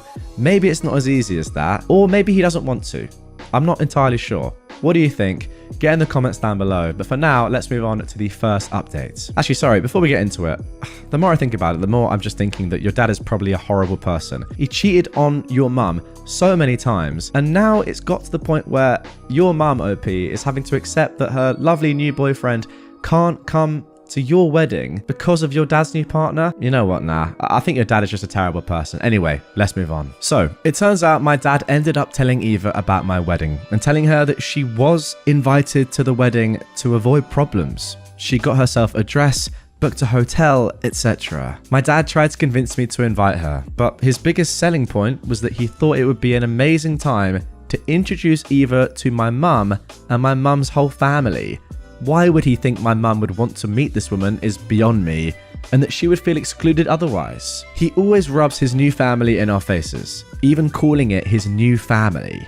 He keeps cancelling every dinner he sets up with my sister due to some emergency involving Eva, or tells us to call Eva mum. Both me and my sister are way beyond the point of calling some random mum since we both moved out, and he's being ridiculous. Also, you guys already have a mum. He called me again and again, trying to convince me, and I said no, explaining that I knew the only reason he wanted to bring his wife to the wedding was to upset mum, and that I wasn't going to let the two of them do that. He makes jabs at my mum every time he's around her about how great his new wife is. I thought the whole thing was over until I sent him some information about the wedding, and I guess he started feeling guilty and told us that he booked the flight for Eva as well. And he booked himself on the same flight as my mum. He changed his whole flight plans just so he could be on the flight with her, so that my mum and Eva could still meet. AKA, he could rub his new wife in her face and try and screw with my wife's head by putting her down and making comparisons. And then Eva would just go off and shop while he was at the ceremony. I'm not sure if this is true, or if he was going to try and bring her to the wedding and hope she didn't get kicked out. I'm trying to convince my mum to change her flight so he can't get inside her head 12 hours before the wedding. I don't know if I should uninvite him. OP, come on. You absolutely need to uninvite him. Anyway, let's get into one comment that I've picked out, which I think is very important, and I completely agree with it. Someone said, "Oh my god, yes. What has your mum done to you that you'd facilitate hurting her? Why does he know so many details of your mum's travel plans?" That's a great question. How can he possibly get on the same plane as her? How does he know? OP replied, "She is the main reason I haven't uninvited him yet. She keeps saying I need to have a relationship with him and be more understanding.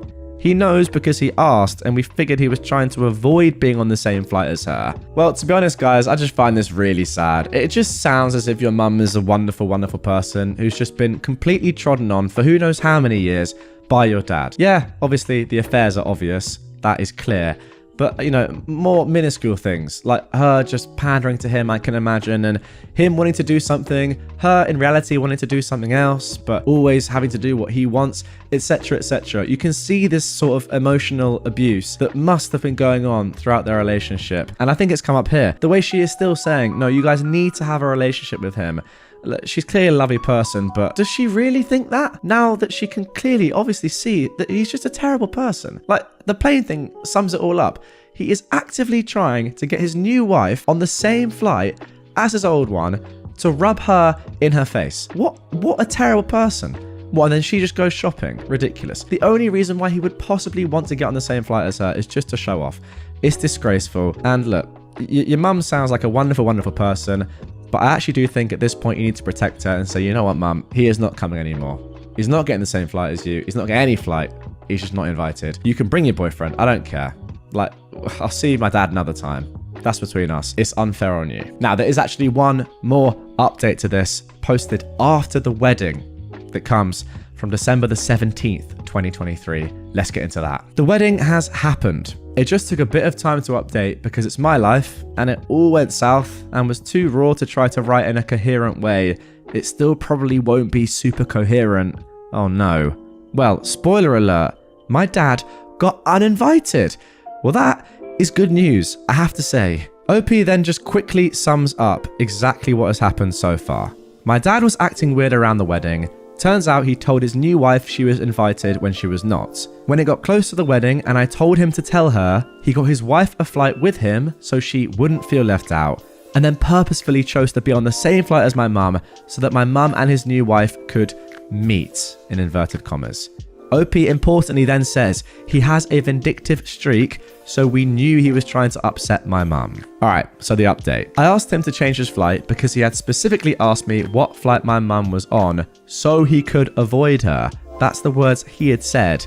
And my mum was flying with my grandpa, so it would have been quite hard to change their flights to avoid him. Okay, that right there just proves he's vindictive. Outright lying to his kids to be on the same flight as his ex-wife by saying, I want to avoid her. Disgraceful human being. My dad told me he'd changed the flights and that he'd invent some lie to tell Eva. He also said I was a horrible person for not believing him when he told me that he had not booked the flight out of spite, but he told my mum he booked the flight on purpose so that she could meet his new wife. And what reason would there be for wanting them to meet other than to be a jerk? True, and also, they could meet at any other point, couldn't they? Why does it have to be on the plane on the way to your daughter's wedding? Ridiculous. I thought the whole thing was resolved, and my mum really was adamant that she wanted my dad to be there because I don't have a great relationship with him, and she knew it would have meant the end of the relationship if I uninvited him. Fast forward to 2 days after the conversation. My dad rebooked his flight and sent me a message to say he had changed flights. Then that evening, he calls me. I answered the phone and I could hear someone screaming down it. It turns out that Eva got her hands on my dad's phone, read the messages where I asked him to reschedule the flight, and she rang me, shouting down the phone that I am unhinged, I'm a horrible person, I'm effed in the head. She said that I'm so weird because I'm in my 30s and I still talk to my parents. This one was really weird. Am I meant to stop at a certain age? And that I'm jealous of the fact that my dad has a new life. I was very calm and said that I'm sorry she is upset, that the issues around the wedding aren't really related to her directly, and that my dad was trying to upset my mum. I also said my mum's partner is not coming either, so it wouldn't be fair to have her there. She started shouting that my mum was a fat old cow, and I lost it. I absolutely lost it. In this whole thing, my mum has said nothing bad about Eva. I told her I never had any issue with her until now, but that she is a crazy female dog who is super controlling and that I was so glad I never invited her. Then I hung up because by that stage it had been 2 minutes of her shouting at me and I didn't feel like there was any point in talking any longer. The whole time this was going on, my dad was in the background saying feebly, "Oh no, don't be mad," at her, while she was shouting down the phone at me. Anyway, next day my dad calls me and says that Eva was upset because he didn't tell her about changing the flights and that I was awful for responding to her like that. He also said, "Do you really think this is my fault?"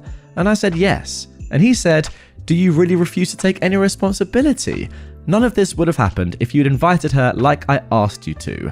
And I said, does he actually think he has any say in my wedding when he didn't even ask me what type of ceremony I was having, never asked to see my dress, or get involved in any way, monetary or otherwise? He asked me if he was still invited, and I said, obviously not. He then told me to be careful what I wrote in my messages to him because she was monitoring his phone, and I said I'm not speaking to him again, so that won't be a problem. The wedding was good.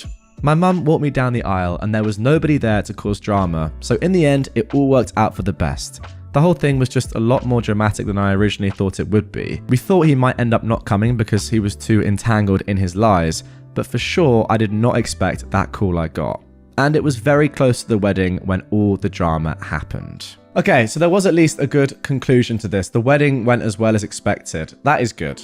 And ultimately, that is the most important thing. So as long as the wedding went well, I mean, look, there's probably always going to be some sort of drama around a wedding. That's good.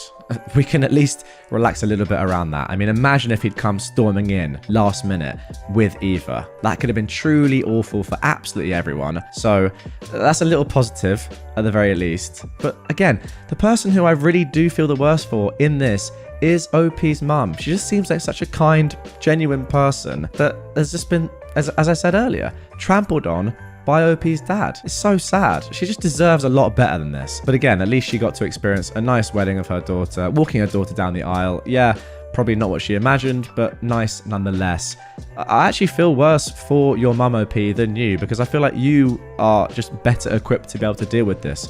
You've shown throughout this entire story that you're pretty strong and you don't really necessarily care what other people say.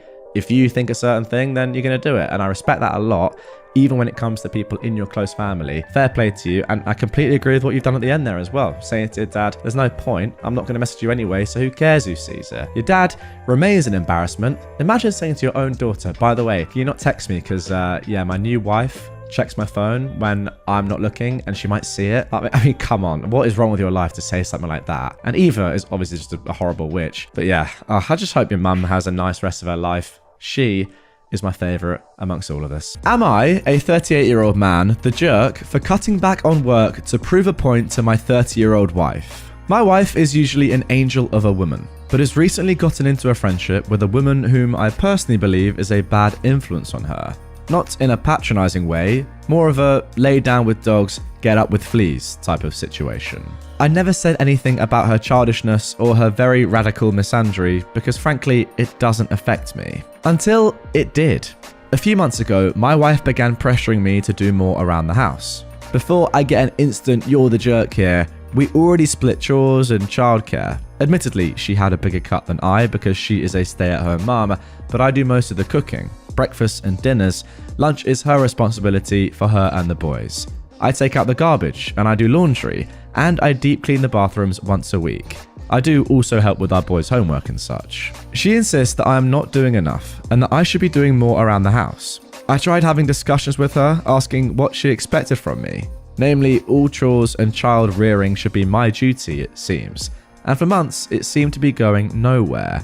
She used the D word more than once when speaking on this, which felt manipulative. I presume in this context, the D word means divorce. It boiled over when we were out with friends one night, and she began talking about how I never helped out and how I use her as a house slave. Those were her words. I will admit, I saw red. Now, this next part is where I may be the jerk. I didn't say anything that night, but the next day I asked my boss to be given reduced hours for the next little bit due to stress. And I took over everything in the house. I cooked breakfast and I made lunch for the boys before I drove them to school. I cleaned the house top to bottom. I did every dish we had twice and so on. My wife was blindingly happy and bragged to her friend that she finally had me worn in. She didn't lift a finger for around a month. Then she began asking why we never went on dates anymore, complaining that she wanted to get her nails done as they were growing in. I explained that I had to take that out of our budget so that we could continue to afford everything else. But we could absolutely have a movie night in and I could paint her nails for her. She was unhappy with that solution, so I asked her if she would want to get a part-time job for either luxuries. You would have thought I asked if she wanted to join a cult. She then asked if I could just pick up more shifts at work to cover her other expenses, and used the phrase, "be a man," which I found more than a little insulting. I then asked her if she would be willing to go back to splitting the chores and such, which is when she began to catch on that the two were related. She yelled at me that I was being a manipulative jerk for doing this and even claimed it was financial abuse. I stood strong for a while, but now I am questioning my methods because even I feel that what I did was a bit underhanded. So, am I the jerk? Okay, so that is it for the first post. Now, before we get into my thoughts about that, first of all, I picked out some comments from other Redditors asking questions to OP. Someone said, "Why are you still with her when she treats you like that?" A very valid question, to be fair. OP replies, "I love her with everything I got. She is an excellent mother. And honestly, before she met this friend, we were both blissfully happy to the best of my knowledge." Someone else said, "How did she suddenly notice that she wasn't getting her nails done or going out on dates? Did you block the credit card from everything but the grocery store?" "No," OP replied. "For one, she has her own card, though we do only have one bank account. I set her nail and hair appointments because she hates making phone calls, and she asked why I didn't take her out anymore.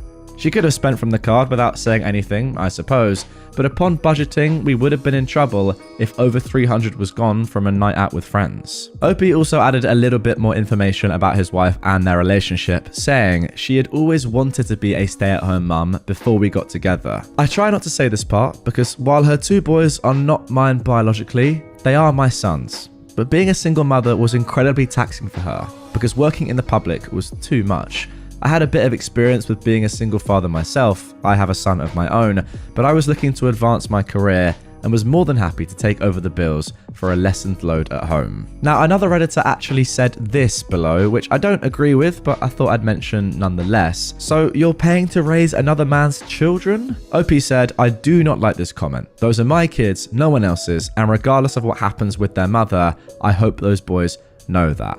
Just, I guess, confirming how much he loves those sons as we move forward in the story. A couple of other people also asked if things have changed since they first got together, and OP said, "I can tell you, but it may be a little bit mundane. When we first got married, she would give me shoulder and back massages every day after work and have my favorite music playing when I opened the door, even though she hates bluegrass. She would make me coffee while I was getting dressed. She made sure to pick up extra crunchy peanut butter from the store, even though I'm the only person who likes it. We'd have movie night twice a week with the kids and a date night to ourselves once a week. I have always had trouble sleeping, and I don't want to take pills for it, so she always had the bed ready for me, a heating pad already turned on, my pajamas on the bed. She would run her fingers through my hair until I fell asleep and would wake me up herself instead of the alarm because she knew it put me in a better mood. None of which I asked for. She is a good wife and wanted to because she knew that's what I liked, and she did it. She hasn't done a 180. Some of this is still true. At least it was until I cut down my hours. That was really when she stopped doing anything at all. And right now she's angry, so I'm on the couch, awake and regretful. Personally, I think she's stubborn. I don't think she even really wants it. She just wants to prove that I would do it if she asks. She has a troubled history with men, and that's why I tend to be forgiving when things do happen. And finally, someone asked, "A troubled history with men? What do you mean by that?" And OP said, "It's not something I'm comfortable talking about, but believe me when I say what happened was not her fault." Okay, so there we go for the first post. Now, there is an update coming, the first update, which was posted just 6 days later. But for now, my initial thoughts are that you are not the jerk, OP. I do feel like you're getting badly treated by your wife, and it's a shame that it's come to this point and things have clearly changed from when you first got together. I don't necessarily know if it's 100% to do with this new friendship of your wife's. Maybe it is, maybe it isn't. Ultimately, it's your wife's fault that things are happening like this and she's got to look at herself. But yeah, for now, that was the initial post. Let's get into the first update. Now, this is where this story takes a little bit of a turn for the worse, really, and I guess gets a bit more serious. The title of this is, "How do I explain to / help my sons to understand that their mother is going to rehab?" I have never been in a situation like this. I am a former addict myself, but I didn't have children then. Now guys, OP actually briefly mentioned in another post that his wife and he recently had a blowout argument where she admitted to using 2 substances for several months and has agreed to get checked into rehab, which they are currently setting up now, as in at the time this was posted. By the way, on April 26th, 2023. OP continues, "How the heck do I bring this up to my sons without them being judgmental or hateful to their mother? Or worse, falling into the same mental space that I am in? I don't want to lie to them, which is what my wife wants, but I am failing to see an alternative that won't destroy them or the respect they have for their mother. I'm swimming blind here, and I've barely slept since this all came out. Any and all advice is appreciated. Thank you in advance. Well, to me, it seems as if things have dramatically got worse over just a week. I guess this did just come out of nowhere, probably for you, and your wife put this on you during an argument, or at least opened up to you during an argument is a better way of phrasing it. But wow, as you can see, things have taken a turn for the worse. First of all, let's have a look at what people are recommending in the comments down below. Someone said, I think it depends. What was she taking? Klonopin and Adipex that she was buying from her friend. I wonder if that is the same friend. She also admitted to having tried coke and several other prescription narcotics, but those were the only two she did often. And then someone actually asked, was this the friend that turned her onto radical misandry? And OP said yes, though it's come to light that it wasn't misandry she was being taught, but flagrant drug usage. I've told her that she has to go no contact with this friend, or else she will be facing divorce along with everything else. And then finally, OP was asked how old the kids are. He said 9, 12, and 14. Right, let's get straight into the next update. This was posted just 4 days later on April the 30th, 2023. Titled, I yelled at my wife. I was driving my wife to the rehabilitation center we decided on. On the way, she was screaming at me about how she can't believe I'm humiliating her like this, explaining what was happening to the boys and making her message her dealer/friend that they would not be hanging out or using together anymore. About how she doesn't want to go and that I am a controlling monster, and how threatening her with divorce and taking primary custody of the boys was too far and I was insane. And I just took it and took it and took it until I just couldn't. And I screamed at her. I screamed that the woman I met would have rather died than had a pillhead junkie around her sons, and how she disgusted me, and that I don't know if she knew how much I was considering leaving her, not because of the addiction, but the way she was freaking acting, like she hadn't brought drugs into our home. Around me, a former addict myself, and around our boys, that I'm beginning to hate her for doing that. That she was becoming exactly what she always cried about her mother being, and that she was lucky I was here to see it before what happened to her goddamn sons. It makes me sick to say, but watching it sink in just how far she had spiraled felt good. Watching her realize that her actions have consequences was nice. She yelled a few more times that I was an abusive jerk or whatever, but she was still crying, so I felt her heart wasn't in it. I plan on speaking to a lawyer. I don't want to divorce her, but I don't know how healthy our relationship could possibly be after this. I know yelling like that was wrong, but I don't feel bad. And that is the part that makes me think that maybe I shouldn't be married to her anymore. For her sake and my own. I don't know what else to do. I'm so angry that she detonated C4 in every bit of our life. Now, unbelievably, below this, in a comment, OP said this: I believe I'm going to have to divorce her, and it's wrecking me. I don't want to. I still love her, but I don't know if I trust myself around her, and also not to use myself. I've been closer to relapsing this week than I ever have been. Okay, so that is it for update 3, and I've got to say, although it's kind of crazy and you could argue potentially hypocritical, given that you were the one that was angry at her in the first place for using the D word, divorce, now you're saying that you're going to have to divorce her. Things have changed a lot. I mean, it doesn't even necessarily matter that you are an ex-addict. Obviously, that makes it worse, but still. If she is bringing drugs into your home with your 2 young sons, then I'm sorry, but that is obviously grounds for divorce. Now, yes, you on top of that being an addict and being close to relapsing yourself, you've got to protect yourself as well as your sons, but it's terribly sad, but yeah, you have to threaten her with divorce at this moment. If things don't change, as you said, she's going to become like her mother, and your children are going to have a very, very tough time. Ultimately, she's got to go to rehab, sort herself out, and yeah, hopefully you can move on from this. But saying you're going to have to divorce her if she doesn't change, I think that's completely fair. Okay, so now moving on to the next update. This is update 3 now, posted on May the 12th. That is 3 weeks roughly from the first post. She was cheating. Right, before you read this, OP says, please know this is a vent post. I normally would never be like this, but I am beyond okay and need to get this poison out of my head before I go anywhere else with it. She was freaking cheating. The drug dealing friend sent me freaking videos of her dancing and grinding on this ugly hick looking dude. I am goddamn destroyed. The boys are staying with my mother for a few days, and I'm taking the next week off work. I am so done. I've never been so angry in my goddamn life. She was so smug sending it. In case you don't realize, you're replaceable to her. Well, the free ride stops here. I hope she can get on Medicaid for her Suboxone, LMFAO. I am done. I saved the video immediately and I'm going to see a lawyer ASAP. I can't tell anyone yet because I want to do this right. I mean, guys, imagine your wife's friend who has taken her down a terrible path is sending you videos of her cheating.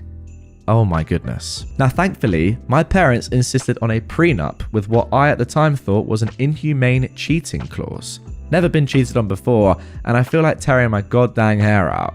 I genuinely never thought she would turn out to be such a scummy POS. I cannot handle this. I'm not physically able to handle this. I haven't been able to keep food down, and I drank for the first time in over a decade last night. Then I woke up and had to pour the rest down the drain because I'm about to spiral, and my boys don't need both mum and dad in rehab right now. I'm so close to losing my goddamn mind. Also, believe what you want, but stop sending me private messages about how I should take down the posts or that posting about my personal relationship with my wife is wrong. Please, leave me be, it will not work. This is the only place I can talk about this stuff. That is obviously a message from OP to other Redditors who've been commenting and DMing him, I guess, giving him advice to take the post down or be a little bit more thoughtful. I completely understand. In his situation, he's clearly spiraling. So much bad stuff is happening. He just wants to vent. OP adds this as well, just a little bit of clarification about his children and potentially who his wife may have been cheating on him with. 2 of my 3 sons are stepsons, but I adopted them. They never had a father due to their bio dad being an absolute POS. My biological son is the youngest and was born to a girlfriend who is not in the picture and doesn't want to be. My sons are 9, 12 and 14. My wife had 2 jobs when I met her, though they were both terrible jobs, and I've been looking into finding her a better one. Now, when it comes to the dealer, she was getting the drugs from her friend, who is the woman, and a few of the men who she cheated on me with. Wow. Okay, let's move straight on to update 4 now. This was posted on July 19th, 2023. That's 3 months from the original post. Titled, "My soon-to-be ex-wife is in the hospital after an unalive attempt, and I feel like a monster." Okay, wow. First of all, OP gives a quick summary about what has happened so far. The short of it is, OP was blind to his wife's addiction until she admitted it and went to rehab. While she was in rehab, I was sent evidence that she had been cheating often and with more than one person. I've been working on filing for divorce while she's in rehab. Not just for the cheating, but because with that on top of everything else and myself nearly sinking back into my own addiction due to the stress, I couldn't stand to even think of her anymore. And there's no healthy relationship that has room for that mindset. I honestly didn't want to be in a room with her again, to try mediation or counseling, due to the fact that the last time I was alone with her, I raised my voice, and at the time even felt she deserved it. I of course now know that me doing that was terrible and could be considered abuse, yet that is another reason I should not be in a relationship with this woman. I think OP is being pretty harsh on himself there. He's being screamed at and he's not allowed to raise his voice. I mean, come on. I moved all of her belongings to our guest room, minus the pills I found hidden in her bedside table. I took pictures of those in their hiding spot, then flushed them. I also removed her from my bank account and credit cards. I spoke to my boys, explained the situation without demonizing their mother to the best of my ability, and they seemed to understand that I have no intention of abandoning them, and blood or not, they were my sons. Then she came home. The boys were, and still are, away at camp, a birthday present paid for by my mother. She was quiet, eyes on the ground after the moment I picked her up at the facility, all the way home. Once we got home, I led her to the guest room silently, and she didn't take it well, crying before she could even take the first step. Throughout the next couple of weeks, I let her get settled, and though I stayed carefully neutral, I know she could tell something was coming, but I wanted to do it as fairly as possible, and I tried to let her get used to being out before I said anything, as that was one thing I myself hated about when I left rehab. Everything was flying at me so fast, I didn't have time to breathe. Finally, I asked her to sit on the couch, and I began explaining to her that I do not believe I can continue being married to her, and that I wanted divorce. I should have known her reaction was all wrong. She didn't say anything at all. She only nodded and cried quietly as I spoke. I explained that I did not intend to hurt her, but I could not be married to her anymore, and that maybe both of us should focus on being the best parents we can be. I told her I had no intentions of kicking her out, and that because of our prenup, the divorce should be cut and dry, and she should be safe to begin looking for employment now. And once she has a job, I will help her find an apartment. At this, she stood and walked to her room. I let her because I thought she must have been overwhelmed and this talk could wait. She didn't come out at dinner time, and I weighed whether I should leave her alone or not. Eventually, I decided to knock on the door and ask if she was hungry. Long story short, she had smuggled pills into my house somehow, or she had a stash I was unaware of and had an overdose and was dead for several minutes in the ambulance, and she's in a medically induced coma because the doctors aren't sure exactly how much damage she's done to her brain from what they've said. I feel like an absolute monster, like I am the scum of the earth, like I should have just said nothing, like I should have just dealt with it. Just held it in and stayed. I am responsible for this and it kills me. I may not have the same love for her as I did, but I do feel so very sorry for everything she's been through. It's killing me.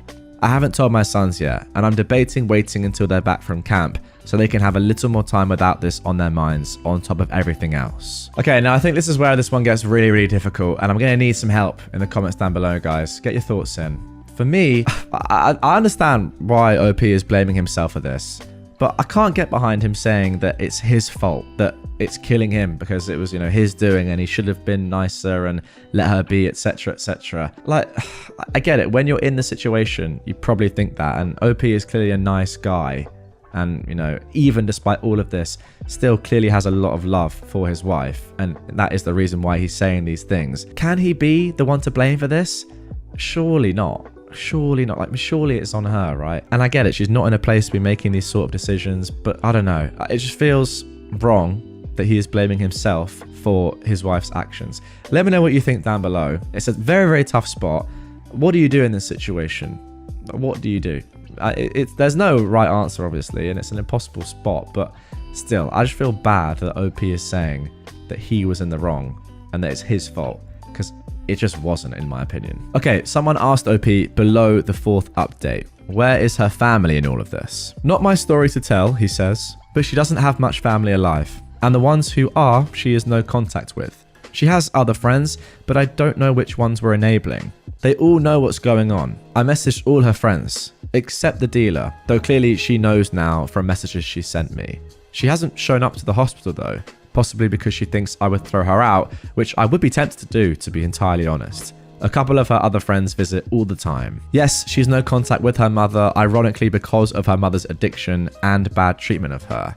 The rest constantly insisted she should see her mother, and 2 times even took her boys to her mother's house without her permission. Now, somebody asked why he chose to say to her at that moment that he wanted a divorce. I wanted to do it while she was in rehab, but my therapist told me to reconsider, so I did.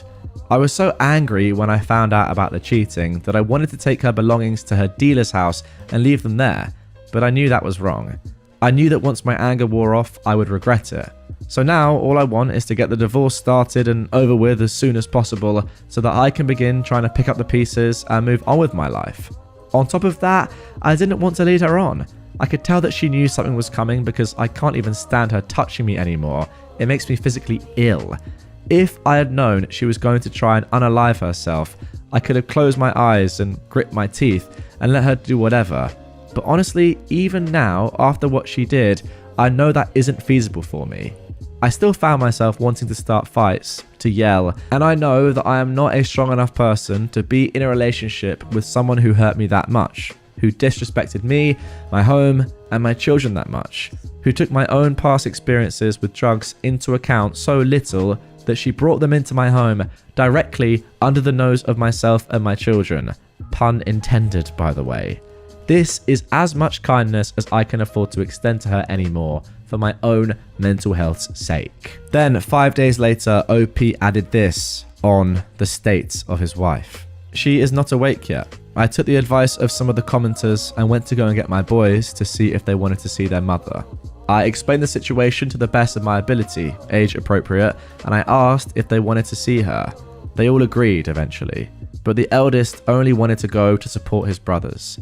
I'm concerned about the anger he is building towards his mother, and I do intend to talk to him about it, but I also don't want to tell him how to feel or tell him that his feelings are bad and wrong. I was already working to get them into therapy, but I'm going to expedite that. OP added a little more after this on the cheating, giving some context around his wife's cheating as well, saying, there have been multiple pictures or videos of her dancing on and being appropriate with men since my initial post. I haven't blocked the friend because she sent me a large amount of proof of infidelity for the divorce. And in that post, the hick she was dancing on was a man. Perhaps people are confused because her woman friend sent the video. Perhaps the wording was bad. Yes, I do know that trauma is the gateway to addiction, as I am an addict and my own CSA from my uncle and general abuse from both my parents. I can't say I know what made her start using, but I can say I know she had a rough childhood and even worse teen years. And also, regardless of sexual identity, if I found out my wife was engaging in sexual acts with women, I would, of course, also consider it cheating. She was doing other sexually inappropriate things, but no, I didn't get any straight up sex tapes. I'd rather not go into it further, but I think you can get my drift. And now let's move on to the final post, posted on February the 13th, 2024, just a couple of weeks ago at the time of recording. That is 7 months after the first post, titled, My Wife is Dead. My wife is dead. I haven't updated in a while, and I'm sorry, but I'm sure you can guess why I wasn't feeling up to it. I know that everyone said that she was manipulating me or trying to make me stay with her, but honestly, even if that was the case, it didn't matter. Because the moment she woke up, we both started crying and talking, and we didn't stop for days. She went back into rehab for a little while, came out, and we did both couples and solo therapy for both of us. She seemed happy. She seemed better. And I'd hoped that the crazy was over, that we would just be happy again. I didn't update then because, frankly, I was scared how everyone would react. I don't do well at getting yelled at. She promised me that if anything happened, if there was anything she needed to talk to me about, she wouldn't hesitate. Everything was going well. And now, when I asked myself if there were signs she would go back or that she never stopped, the answer is no. Nothing except the fact that she had an overdose at her friend's house while I was working and died on her couch. The friend didn't even want to call an ambulance. Her boyfriend had to convince her to. I don't think either of them were arrested that day, but I know from the paper she was picked up a couple of months ago for selling. Everyone kept telling me to go to the police, and frankly, maybe I should have. But frankly, with the way the police act, it wouldn't do much good. Since then, I have been drifting terribly. I took up smoking again, something I quit before I got married because she hated the smell. I hate it now too, the smell I mean, but the hand to mouth is nice. My sons are in therapy and are taking the loss as well as they could be expected to. The younger two talk about her a lot, but the eldest is mostly angry. I'm thankful he doesn't seem to want to say things to his brothers about it, but I always let him tell me anything he's thinking, even when it breaks my heart. I know that maybe everyone here has an idea of who my wife was, but one thing that you could never deny was how much she loved our boys. They were her pride and joy, absolutely everything to her. I miss her. I miss her so much it feels like a death rattle to breathe. There's never music when I get home anymore, and I hate it. I hate the quiet so much that some days before I go inside, I sit in the car and just cry because I know she won't be there. I haven't even been able to clean out her side of the bathroom yet. It hurts too much to think about getting rid of her perfume or her toothbrush. I haven't felt like writing for obvious reasons, but there's something that feels important now, so I will. Valentine's Day is tomorrow. On the way home from work recently, I caught myself calculating flower prices before I remembered that I have no one to give them to unless I put them on her grave. I remember being angry at how expensive roses were getting, and now that seems so silly. I just wanted to say, if you have someone you love, please cherish them. Do something extra nice for the person you love tomorrow, for my sake. Nothing crazy, but maybe you can dance around the living room to your song or read to each other. Something soft or good to let them know you're real and really, really there. I know that's so cliche and corny, and if Alex were here now, she would actively bully me, but sadly, the old guys were always right. Life is short. Isn't that a kick in the butt? Wow, what a truly tragic ending to this one. To be honest, I did not expect that. I could kind of gauge from OP's tone that there was a decent chance that she woke up from the induced coma, but coming back out, seemingly forging some sort of relationship once again with OP, at least having an amicable one. I mean, who knows if they were still going to get divorced or whatever. I'm sure they were, but you know, on speaking terms, seemingly getting along. And then this, just brutal, absolutely brutal. Before this episode ends entirely, we do have some further thoughts to get to from OP to sort of, I guess, round this whole story off. But I've just got to say, it's just wow, absolutely shocking. It's just crazy. And yeah, I agree with what OP said. Life is short. Brutal, man. I guess the one thing that we have to do, all of us, me included, and you guys listening and watching right now, is do what OP said. Do something extra nice for the person you love tomorrow for OP's sake. I'm going to do it, man. I'm going to try. Because, yeah, it makes you think, doesn't it? Just like that, everything could be over. Absolutely heartbreaking. Somebody commented below this post, how about trying widow support on Reddit? OP said, I might. Honestly, thank you. Any kind of emotional support right now is going to be welcome. It's hard for me to be emotional around my boys because I hate to make them feel like they're ever in a position where they need to take care of me. The poor kids have been through enough without me losing it. But I've been such a mess that they've just caught me crying in my car more often than I'd like.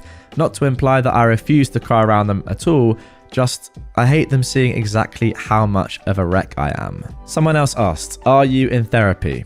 OP says they are, but it's a long process, especially considering I'm a former addict myself. The entire situation has aged me a decade in a year. Back to the crying, another editor said, as someone whose dad went through similar stuff, cry in front of them. It's okay. I can try, OP says. It just always makes me feel so guilty. I know I shouldn't, but I always just think to myself, what are you doing? You're meant to be taking care of them, not the other way around. I hate to think that they ever feel the need to walk on eggshells around me because I'm too much of a wreck to handle something. And I know that's a bad answer, but it's true.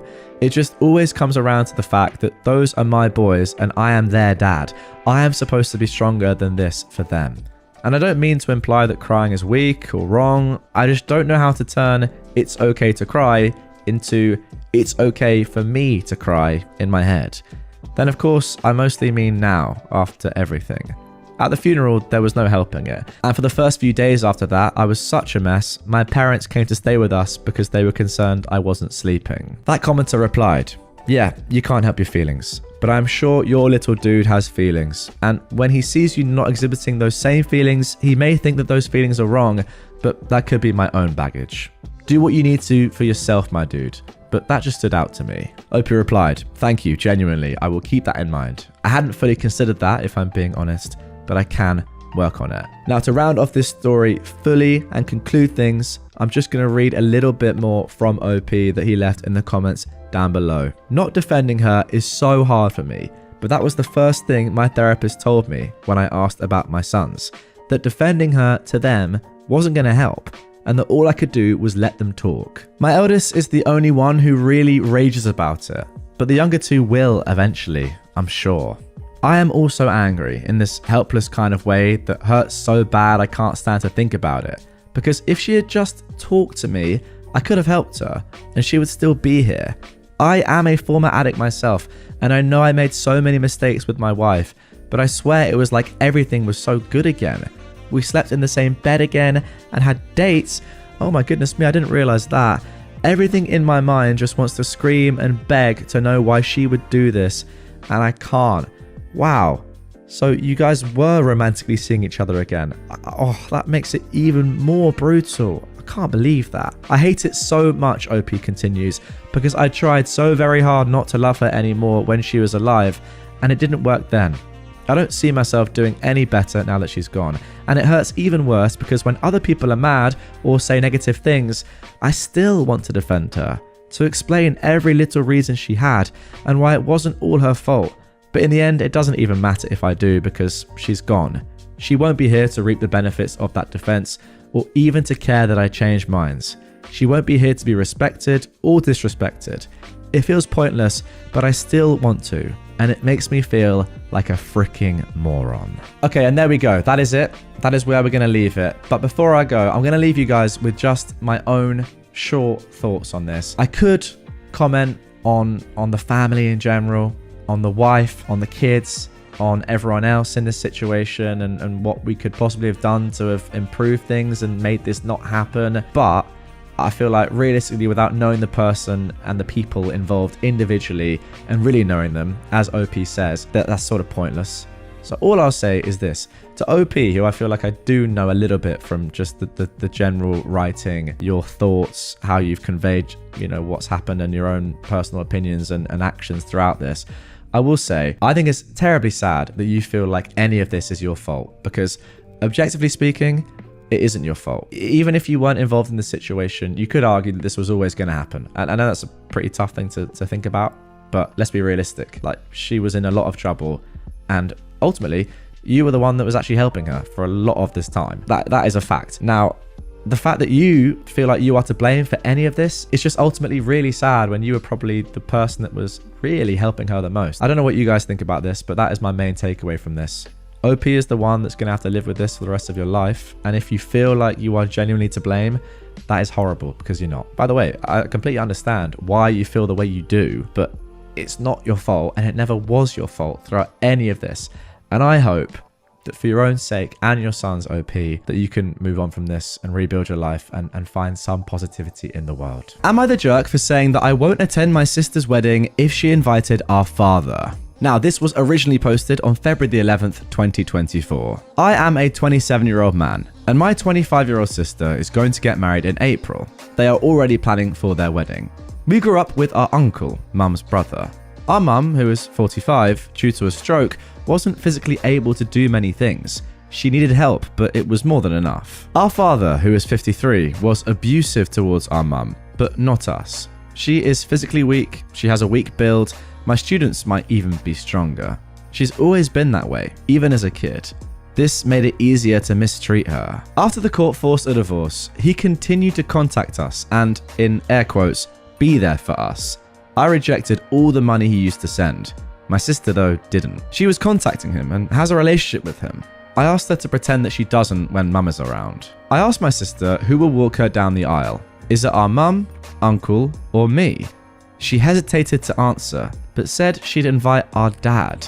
We argued about that, and I said that if he took one step in there, I'm out. She said I'm being a jerk for giving her an ultimatum. She can invite the Pope if she wants, but I am free to not attend a wedding that makes me unhappy. Alright, let's get straight into some comments on this. Someone says, you're not the jerk here, just decline. She has already sold her soul for your dad's money. I wonder if her fiance knows. OP replied, I don't think he knows. My sister told him that I gave her an ultimatum, so he contacted me.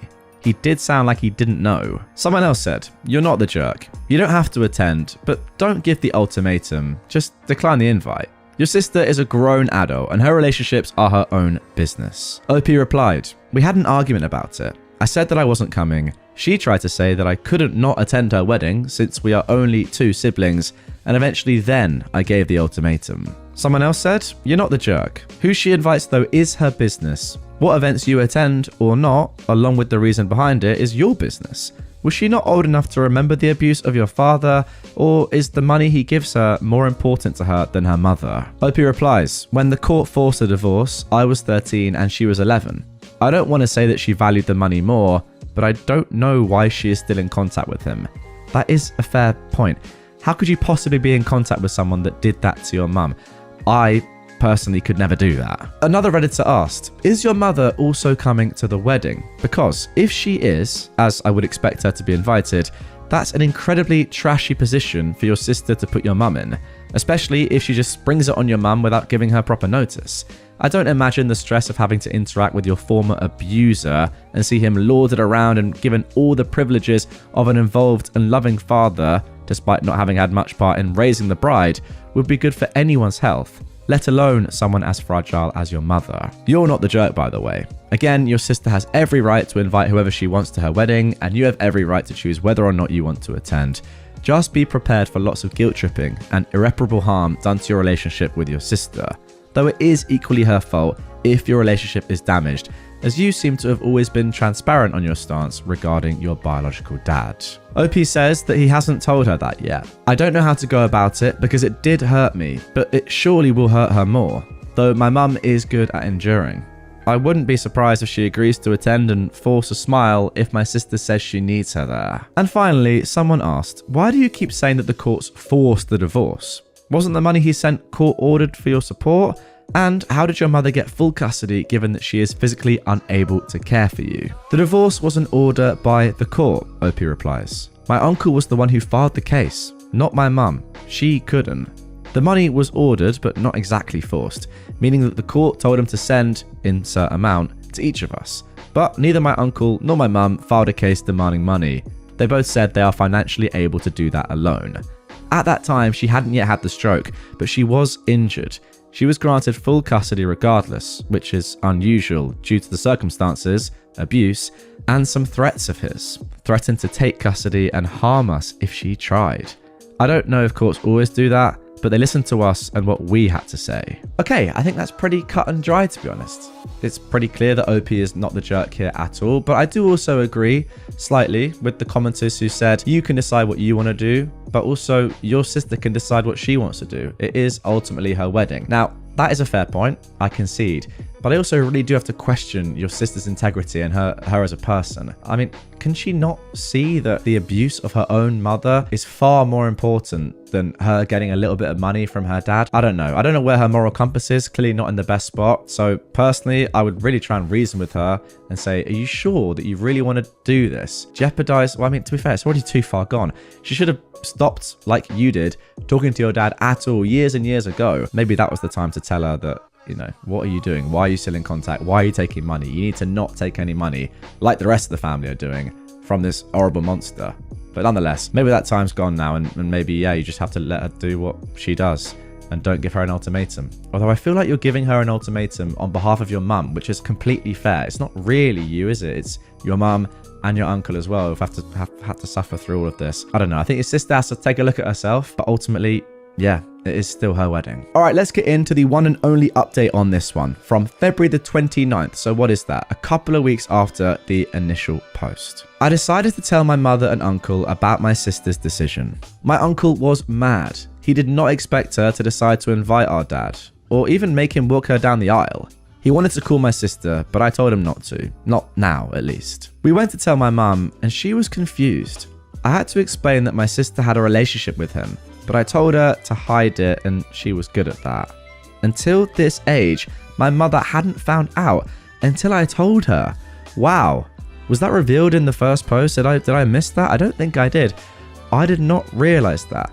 Your mum never knew the entire time about her daughter's relationship with her ex. That's mad. I told her about her decision and she asked, but why? I just said, I don't know. She looked disappointed because she wanted to attend the wedding, but now she's decided not to. I told my sister that we've all declined the invitations. She asked me to please convince them, but I refused. I told her to not try to make anyone feel forced to attend, not our mother.